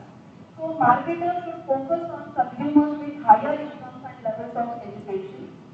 It was also found that there is a strong link between psychological threats, including attitude, perception, belief, and intention, consumer preference towards organic products. So these psychological factors variable that affect consumers' purchase behavior. So my recommendation after this study is the customer's preference for organic products varies significantly depending upon demographic details like gender and employment position. So for instance, we discovered that female consumers are more inclined than male consumers to buy organic food products. So while creating customized marketing strategy for organic products, marketers should consider this demographic distinction. Overall, the study offers insightful information about customer attitude and preference for organic products, which emphasizes the necessity for marketers to confront and adjust to the changing marketing trends. Certain limitations were also observed for my research paper. That is, main one is the time constraint. Second one is video marketing and multi-channel marketing are costly as compared to social media marketing.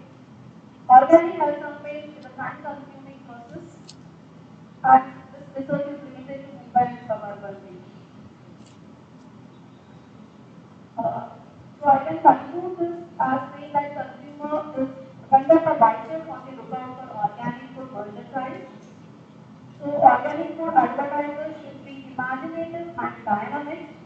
Most of the respondents just accepted that organic food products did not contain pesticides. So manufacturers and sellers of the organic food products need to figure out how to build the with customers about organic food products. These are the references which are clearly mentioned in my paper. Thank you.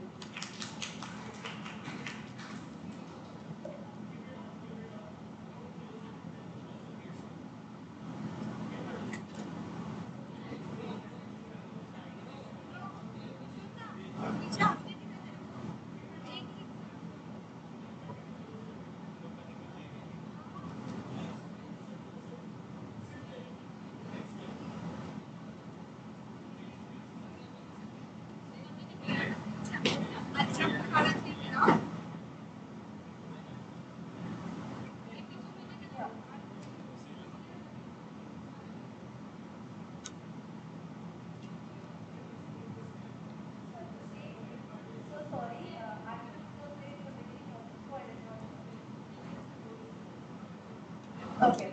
Sir, where I am, as said that I have included three hypotheses. That is, based on demographics, there are significant difference in perception of organic food among customers. So, one hypothesis was rejected. And the second one, as there is no, as I want to explain that there is no significant correlation between psychological factors and customer preference. But alternative hypothesis says that there is significant correlation between psychological factors and consumer preference of organic products. Based on demographics, there is no significant difference in customer preference for organic products. So alternative hypothesis says there are significant difference in customer preference for organic products based on demographics.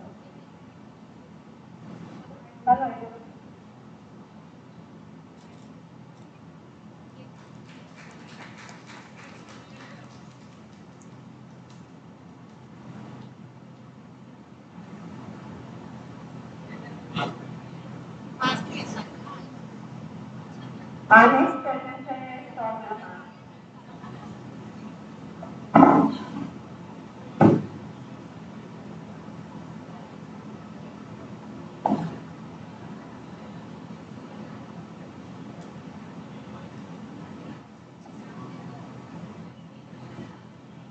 good evening everyone. My topic for today is study on impact of social media on brand consciousness. Next slide please. Social media, we all know that we as an Indian, we spend more time on social media than US and China, and every Indian spends around 2.32 minutes per day on social media on average, and in 70 hours per week on social media. And if you are on the mobile phone for 5 hours, 70% of your time is spent on social media. So we all agree that if use and impact of social media is very high nowadays in urban areas and also in villages areas also. So social media is very important for why it is important for brand. What is brand awareness? Brand awareness means what is importance or consciousness of a brand in the consumer's opinion. So that's why we are studying about brand consciousness. So why people go for different brands? So what people think of this particular brand or this particular name of a particular product. So that's why the brand awareness is very important, and how social media is impacting in creating that brand consciousness. So social media is a two-way communication, we all know that. And why brand consciousness is important for social media? Because it is immaterial of where you stay. Any product can reach to anyone, any consumer on social media, and that too a very low cost. So next slide please. Video of literature. If you see, Mr. Taylor talks about that how brand consciousness and brand awareness is important, and how the recall is important for creating the brand consciousness. How telling the consumer again and again about the product on social media, continuously making the recall of the particular product is very important. Secondly, since 2012, we said that how social media is very cost effective for creating the brand awareness about my product. Even I am a small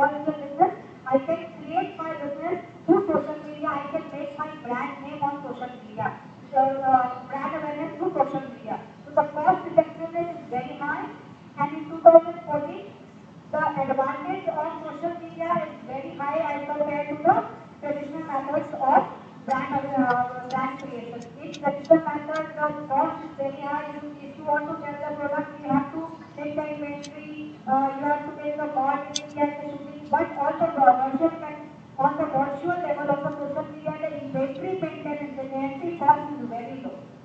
Next slide, please. So research methodology, I have used primary and secondary, for example, science is 55. Scope is urban area in Thane, and limitation is I have not covered any rural area in Thane. Age is up to 8 in other main buses. The sample size I have got up to 38, and you see all are listed. I have not collected data from any elected person because they have made the whole form and they can be English, so I did that. You see another person. Next slide, please. Objective of my study is the impact of social media on brand consciousness, the impact of income on brand consciousness, and the correlation between social media and brand consciousness. Next slide, please. This is the theoretical framework of this my paper. Social media and income, how they are impacting the brand consciousness. Next slide, please.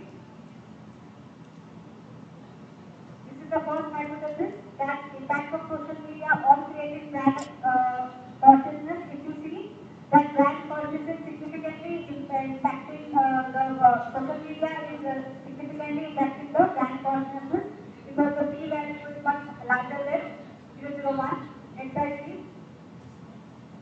Correlation between social media and brand consciousness. There's a positive correlation in social media activity. The brand consciousness is also increasing among the consumers. Next slide, please. Income, here the null hypothesis is will be rejected. That income do not have any impact on brand consciousness. Even though I don't have income, but people are conscious about their brand. So here null hypothesis will be accepted and alternative hypothesis will be accepted. Next slide, please. This is the standard definition of that slide. Next slide. Finding that consumers prefer higher level of brand and people are much more brand conscious nowadays because of the social media, because in every product is easily available and information about that product is very cost effectively available on social media. My outcomes are H1 and H2, both hypotheses. In H1 we have accepted alternate hypothesis, and H3 we have accepted my hypothesis, and qualitative analysis has justified my model. Thank you so very much. Any questions?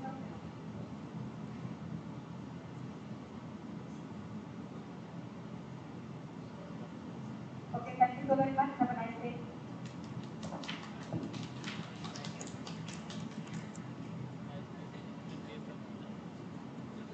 Last part, either.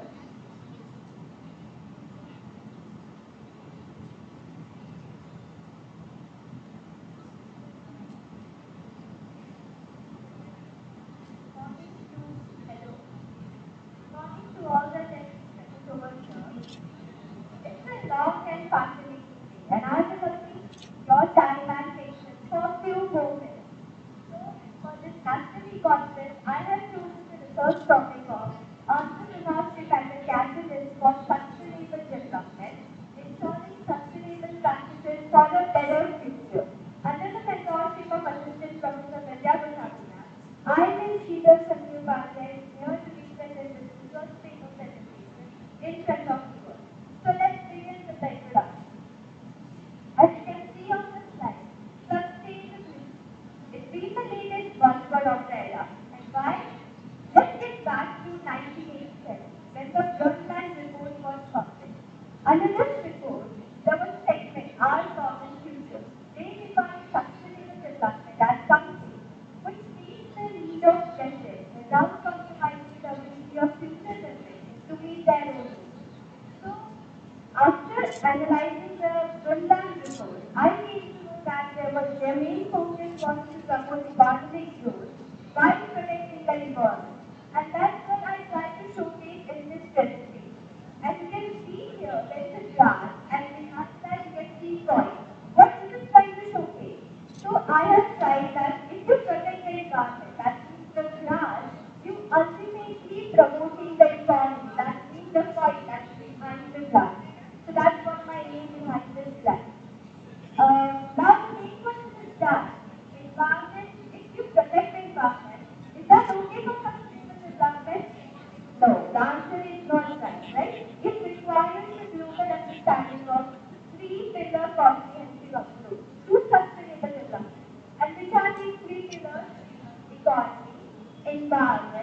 and social equity. This is all about my introduction. Let's complete the objectives of my presentation. This study is based on preparing entrepreneurs like you and you to develop creativity among them and thus contributing to the growth of nations. But how will we do that? How will we indulge in the activities that produce sustainable development? So for that, let's see what's behind that. So the ultimate focus on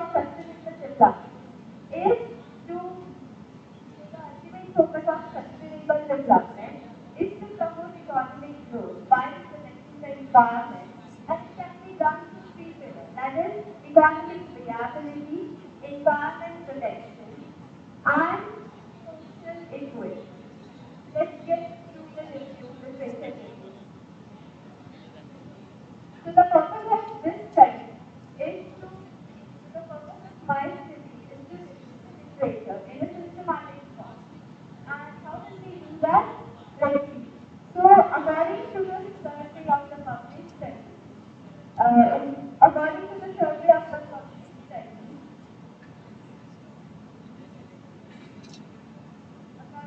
survey of the public study, it has been seen that the sustainability-oriented journals have been the highest number of publications between the year 2010 to 2019. That's the highest number of publications that has been done. That's under sustainability. And this is how it has so much importance. So I have reviewed one of the research scholars named Abraham. Abraham tried to showcase what sustainable entrepreneurship is. In his book, Entrepreneurship and Innovation as Sustainability, a Business with a Purpose, there he tried to showcase us that we can achieve sustainable entrepreneurship. But how can we do that? We can do that if the entrepreneur is innovative and he produced the outcome that is desirable. And then focusing on socio-economic advancement and environment protection. This is all about the review of literature. When it comes to research methodology, as you can see from the slide, I have enacted qualitative type of design. And there are no words in comparison to the numbers. And I have followed the descriptive design as to emphasize what is sustainable entrepreneurship. That is sustainability and entrepreneurship. I have gathered mostly the secondary data from sources, from checking out the different articles, journals, records, and everything. So let's slightly. So as you can see, I have no data analysis and interpretation section. Why? Because this topic doesn't contain any kind of data, statistical stuff. So instead, I examined three case studies of three major MNC companies. So let's start with Apple. Apple, as you all know, is the most valuable technology company in the world, with a market capitalization of over $2 trillion. Apple has the most aggressive environmental agenda. And what is that? It is to be carbon neutral by 2030. Carbon neutral, what that means? Carbon neutral, Apple wants to produce each product that has net zero impact on the environment. In the circular economy, that's not it. Apple also invests in R&D. Why? To recycle, for the process of recycling, and the outcome of which is Daisy. Daisy is an AI product of Apple. What she does, she resembles old iPhones and tablets to extract their material. There's one amazing fact about Daisy. And what that? She dismantles iPhones at the range of 200 per hour. Yes, she does that. And that's not it. Apple has also contributed to the CSR activity. And you can see here from the slide, the last point is Milind.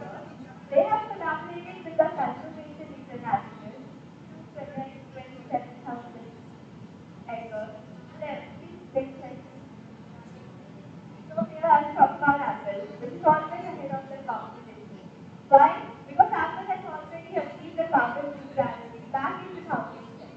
And it has also achieved 100% electrical consumption in comparison to the environment sustainability.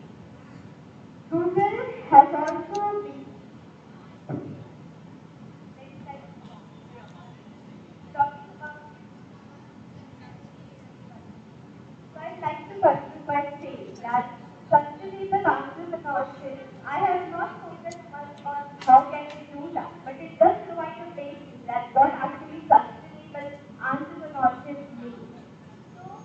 Already we have achieved a lot of consumption trend in the renewable resources, but still coal, oil, natural gas make up to the 80% of the. Thank you so much.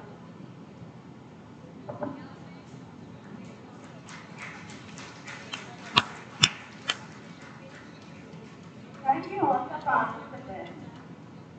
The technical section 2 was presided by Dr. Eknath Darekar. Dr. Eknath Darekar is currently working as an in-charge principal in Mahatma Naik Junior and Degree College of Arts and Commerce and is a research guide in Commerce and Management, University of Mumbai. He has accumulated 24 years of teaching experience, 15 years at undergraduate level and 9 years at postgraduate level. He has published research papers in various international, national and state level journals. He has won silver medal at university level in the Avishkar Research Convention 2016-17. He received Young Researcher Award from Maharashtra State Teachers Commerce Association in the year 2017-18. He received National Level Best Teacher Award 2022 from Kala Sadhana Social Organization on 7th September 2022. I request Dr. Eknath Darekar to review the technical section.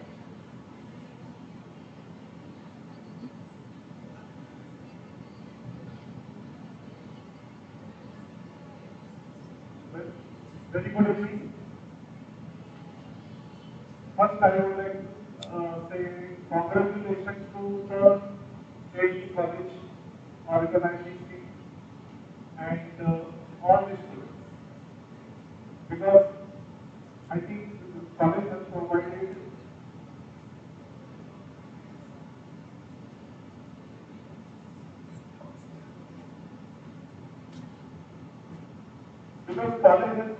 a fantastic platform to the students to present their research papers, arts.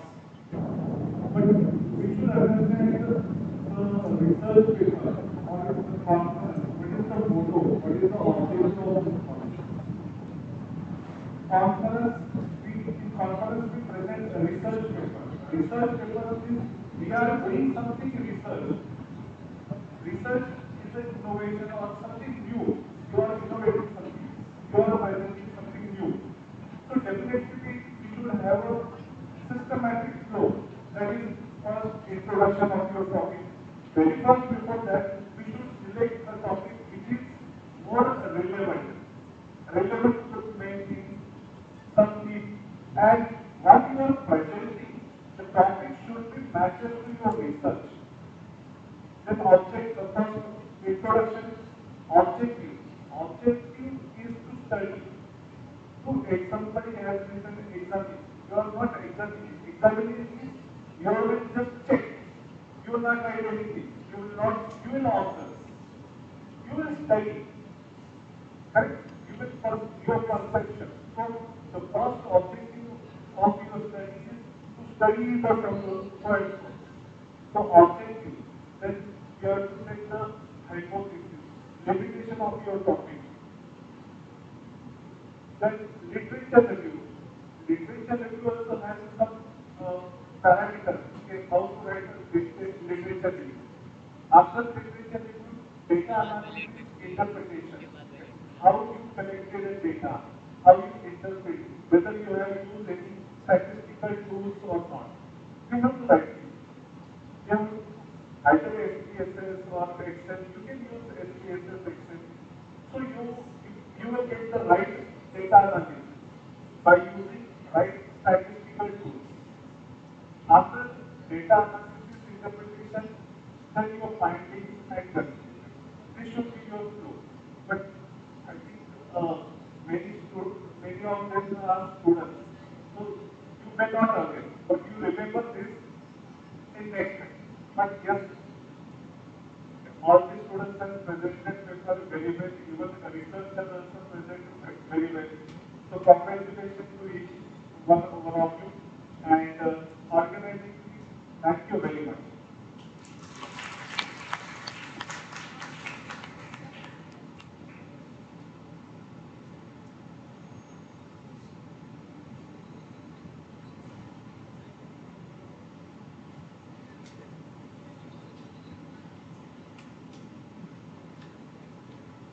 Thank you so much, sir, for your valuable insights on the research.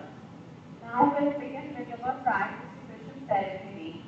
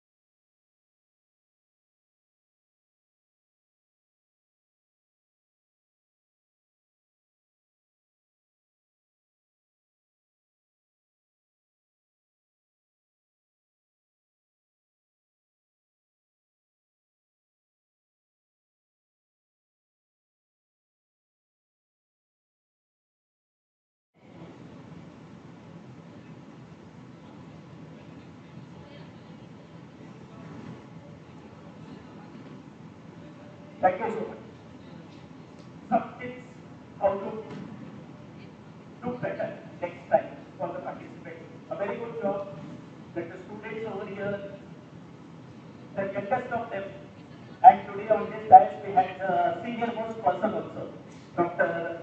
G.Y. Shitoy presenting, and we had an FY BCom girl also presenting, the senior most and the youngest on this platform.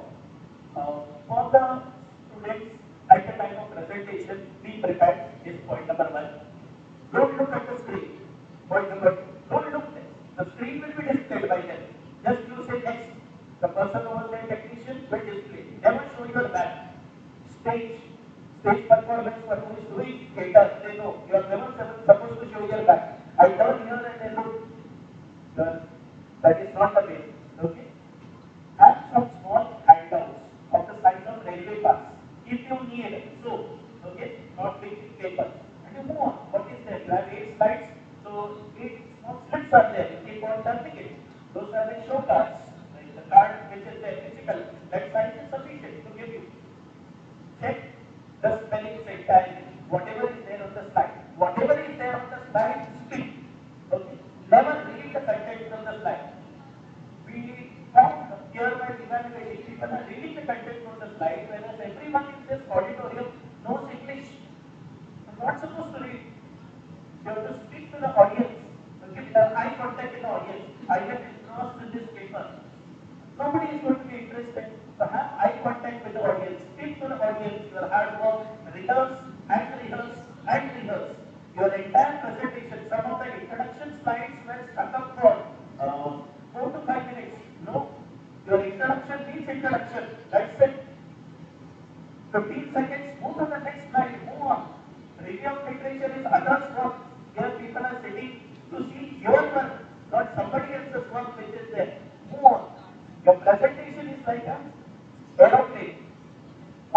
runway, take off. There is the air maximum time to take off is your introduction slide, title slide. In the air maximum time, your own research work which is there. We are really happy to see the research methodology slide, the entire template which was circulated, sample size, sampling technique, how it is there. Very nicely it is being done. And the last portion, it should not be a crash landing, safe landing. It's your conclusion slide which is there. It's very important. I will pause here. Very good presentation that the students have done.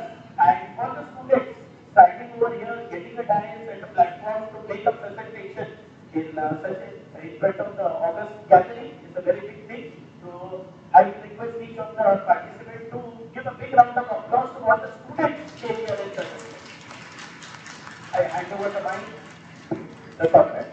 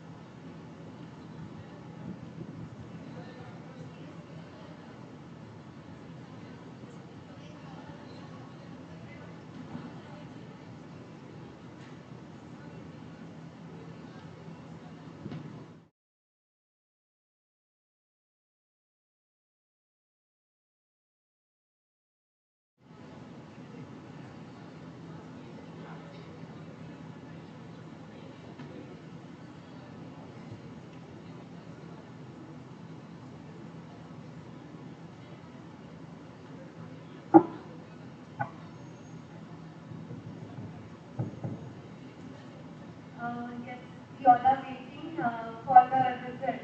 Yes, everyone is excited. Oh, really? Okay, fine. Who are the winners? Who are the winners?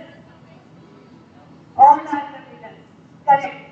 So please give a big round of applause for everyone.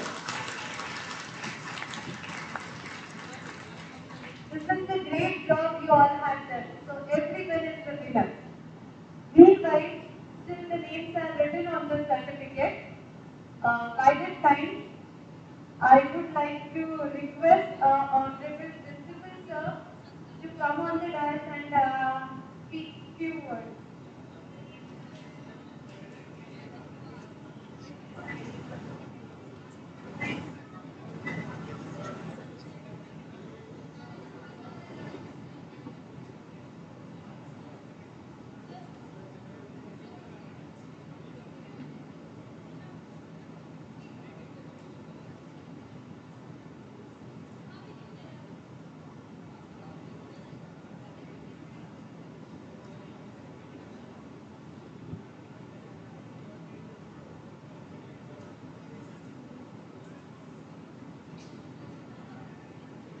Okay, without spending too much time, all of us we are here for valedictory function, and now the valedictory function is going to begin. I know that every conference or one-day seminars that are very hectic, but you must be happy to know that, see, we should not appreciate ourselves. If somebody from outside appreciates, that is the real achievement, that is the real success. And now both the technical session chairpersons, they were talking very high about you. They are very happy about your confidence.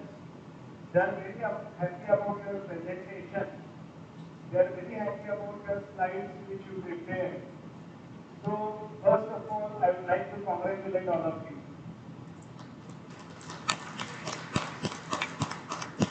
Another thing, prizes are limited but participants are more. So, all will not get prize. So, don't sit back if you do not get prize. See that this is my first step forward, as I could dare, I could write paper, and I could make it will be possible for me need to write something better in future minutes. So that is in your mind, and with a great sportsmanship, be happy, appreciate those who have won the prize, keep firm towards your own achievement in future, and definitely you will be the next winner. I once again congratulate the Department of Commerce, Assistant Professor Priti, Assistant Professor Bhosale, Assistant Professor Vidya, and other department teachers also there. They help a lot. Assistant Professor Rajashree is there. Assistant Professor our Khan is there. Milind is there. Assistant Professor Milind is there. They have contributed a lot in this. In case of technical assistant, Assistant Professor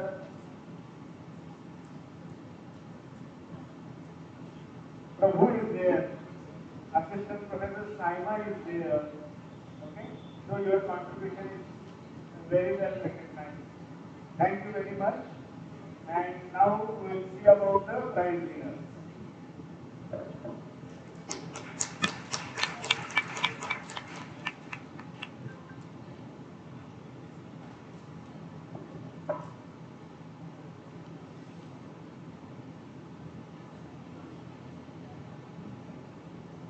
Thank you so much, Principal Sir.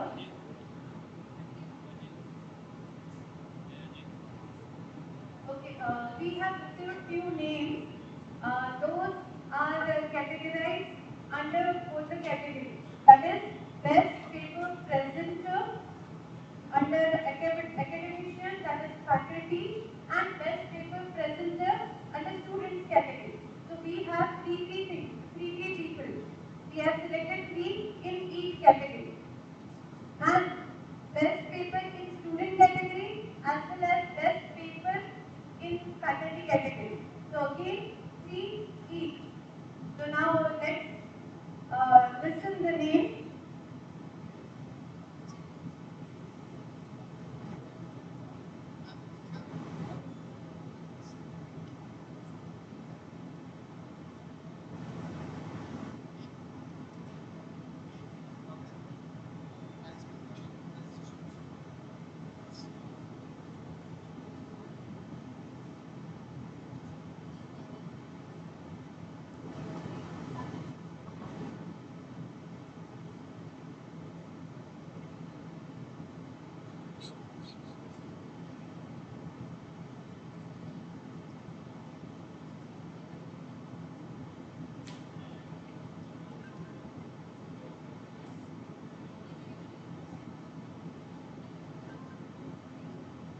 We are finished with our prize distribution ceremony.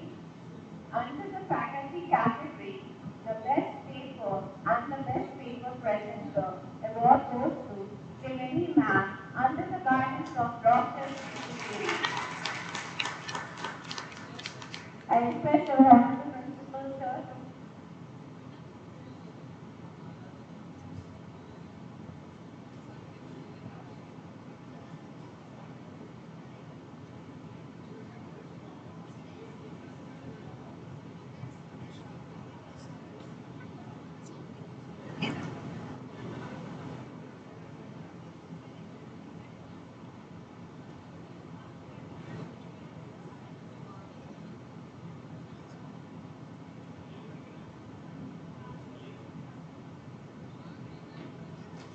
congratulations, ma'am. Congratulations, sir.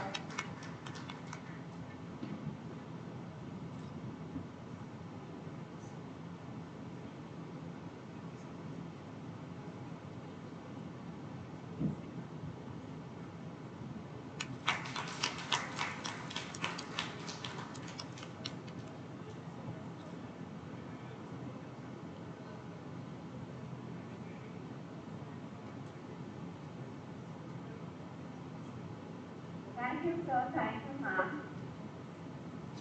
Under the faculty category, the second best paper and best paper presenter award goes to Sayma ma'am under the guidance of Dr. Eknath Zarekar. From Ma'am.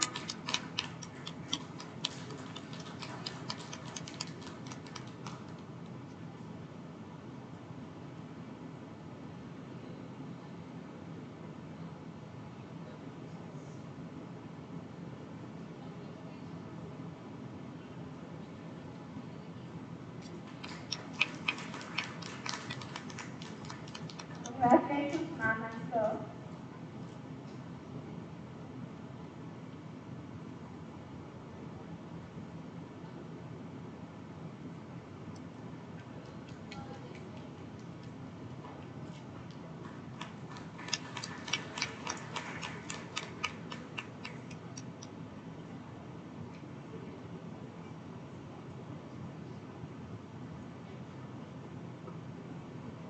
Thank you, ma'am. Thank you, sir. Under the students category, the best paper and best paper presenter award goes to Nancy and Tanisha under the guidance of Assistant Professor Priti Yamdagni.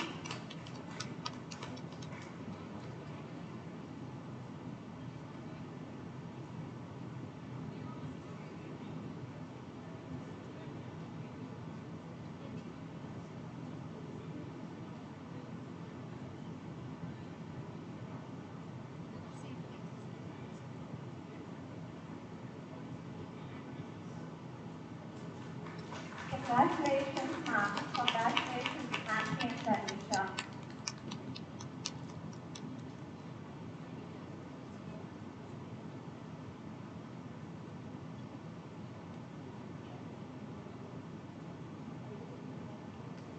Under the students category, the second best paper and best paper presenter award goes to Nancy Matre under the guidance of Vidya Gosavi.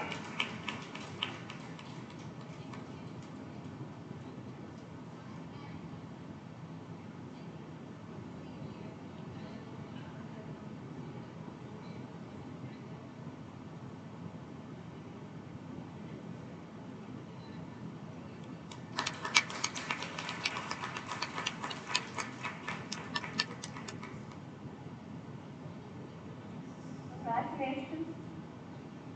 Under the students category, the third best paper and best paper presenter award goes to Nancy under the guidance of Assistant Professor Priti.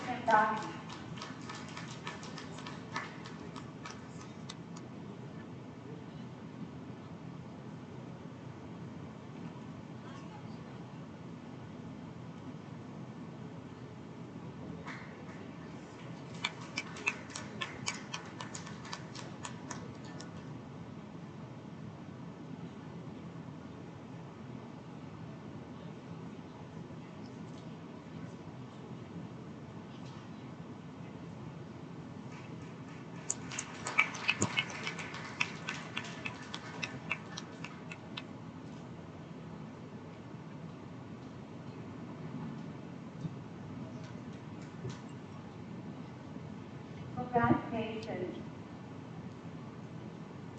The Constellation Prize under the students category for best paper and best paper presenter award goes to Neha and Arpita under the guidance of Assistant Professor Priti.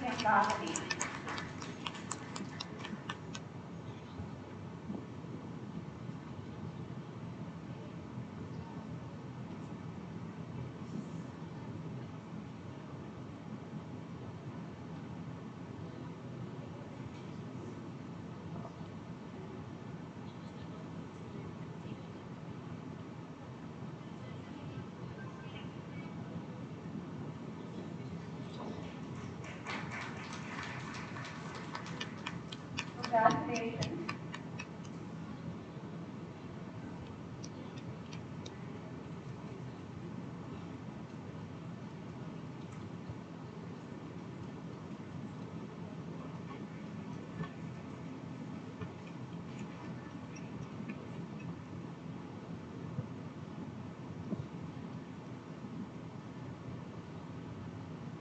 I request our Honorable Principal Sir, Dr. Giri, to felicitate our convener of the conference and coordinator of the Department of Commerce,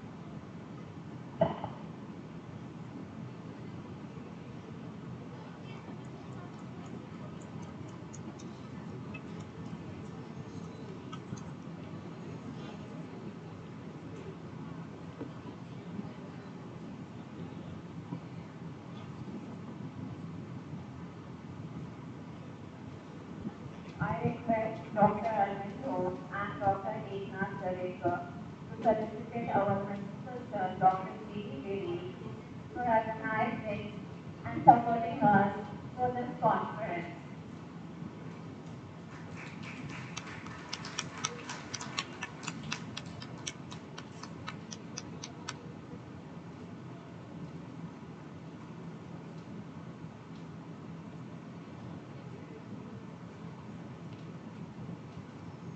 I request Honorable Principal Sir to felicitate Assistant Professor Milind Gurchal.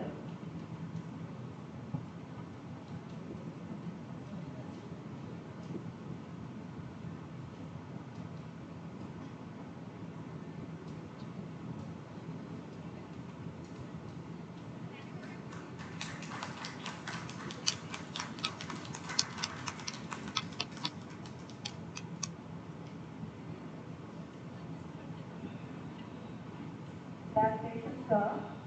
I request our Principal Sir to felicitate Assistant Professor Rajashree Bhorkade.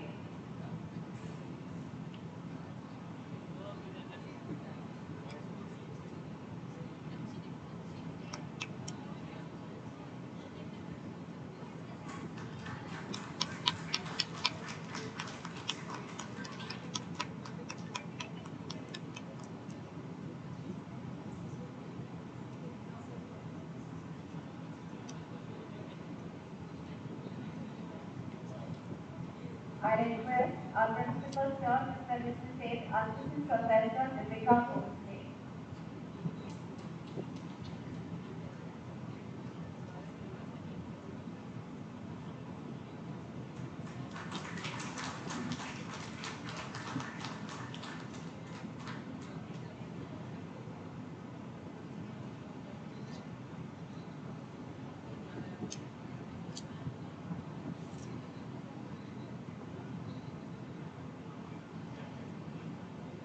I request our Principal Sir to felicitate Assistant Professor Vidya Gosavi.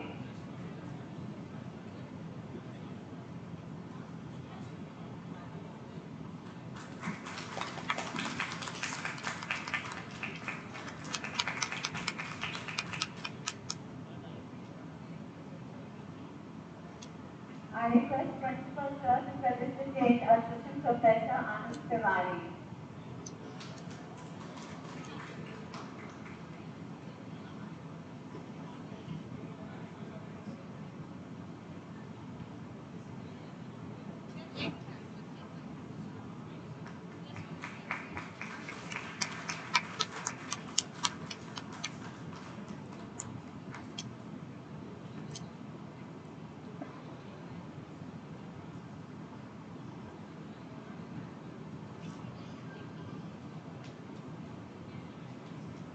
I request our sir to felicitate ultimate anchor Shabbat Khan.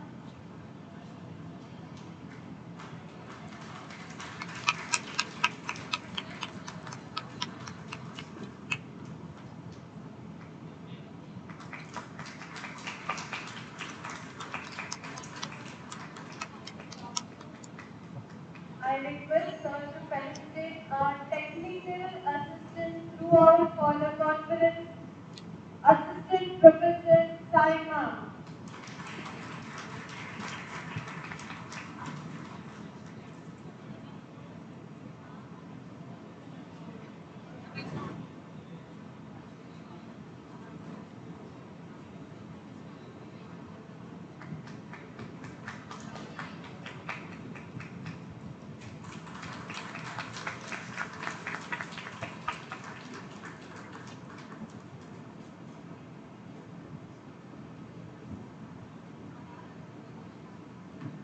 Thank you so much, sir.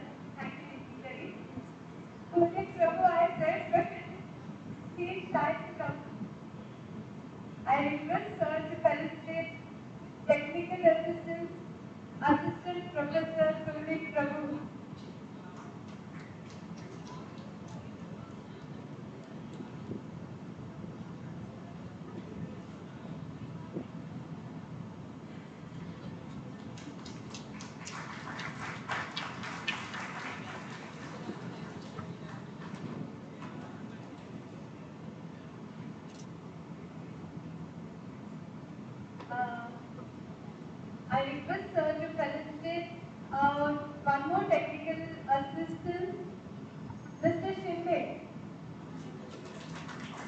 confused with the name, so I call him Mr. Shinde.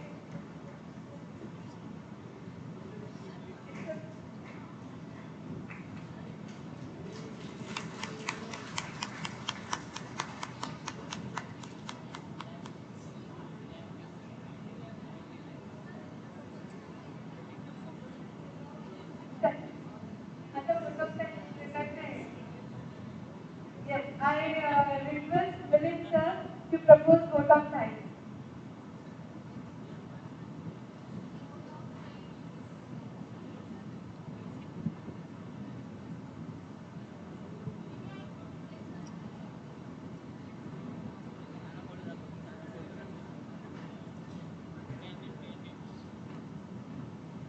Good evening, everyone.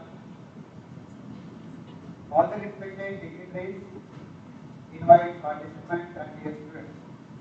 I, Assistant Professor Milind Gurchal from Department of FC-EVS, feel honored and privileged to have the opportunity to propose a vote of thanks on the occasion of this national conference on behalf of State College Kalamboli, Navi, Mumbai. Certainly, the national conference was very useful and informative. Organizing a national conference is a challenging task.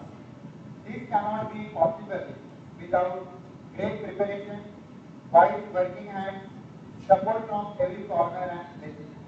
On behalf of the organizing committee, I would like to thank our beloved Chairman of Delhi Society, Dr. Prakash, for providing an opportunity to organize such a national conference.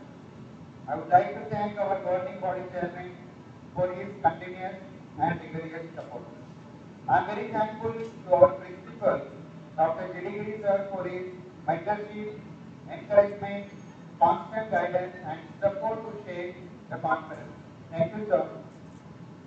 I express my deepest gratitude to the IQAC Chairman, Dr. Prakash Bhadane, for his sustainable approach towards the quality of each seminar, workshop, conference held at our college. Let me express my deep gratitude to our today's chief guest, Dr. Asst, for kindly accepting our invitation. I sincerely thank our today's keynote speaker, Dr. Shinde, for taking time out from his busy schedule to be with us here today. I believe this conference has opened a new dimension and association will go long way. I am also very much thankful to our advisory board members, Dr. Dipika, sir, Dr. Kundlik Shinde, sir, and Dr. S.K. Raju. They supported in all possible manners to organize this conference and their valuable suggestions. I take this opportunity to thank our session chairperson for the paper presentation, Dr. Avindon and Dr. Asst, sir, for reviewing the session and providing their valuable comments towards the improvement of the quality of papers presented in this conference. Thank you, sir. Your suggestions will definitely help us to incorporate the research in our students. I thank the technical team and student volunteers for providing their support throughout the conference. I also thank all our authors who have submitted their valuable research to this conference. My thanks to the coordinator of Department of Commerce and conference convener, Assistant Professor Priti Yamdagni, for shaping this conference so nicely and timely. We have been fortunate enough to be backed by a team of very motivated and dedicated organizing committee members. I cannot thank everyone enough for the involvement they have shown and willingness they have expressed to take on the completion of tasks beyond their comfort zone. I put on note with thanks the efforts taken by Assistant Professor Khan from Department of Management Studies while anchoring today's conference beautifully. At the end, I make an apology to those who have directly or indirectly helped us and forget to take their names. Hope all meet in the next event. I would like to thank our technical members also for their continuous support in all the conferences we have conducted in the last 2 months. So, with this, I thank you all. I request everyone to stand up for national anthem.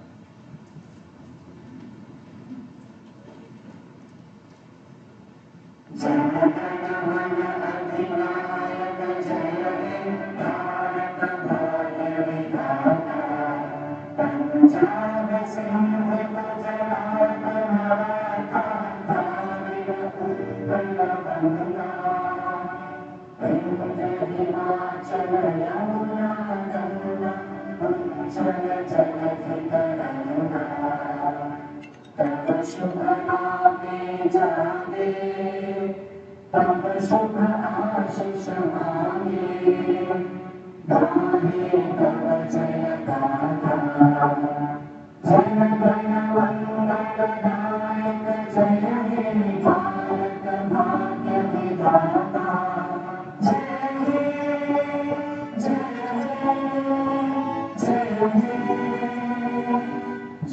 जय जय जय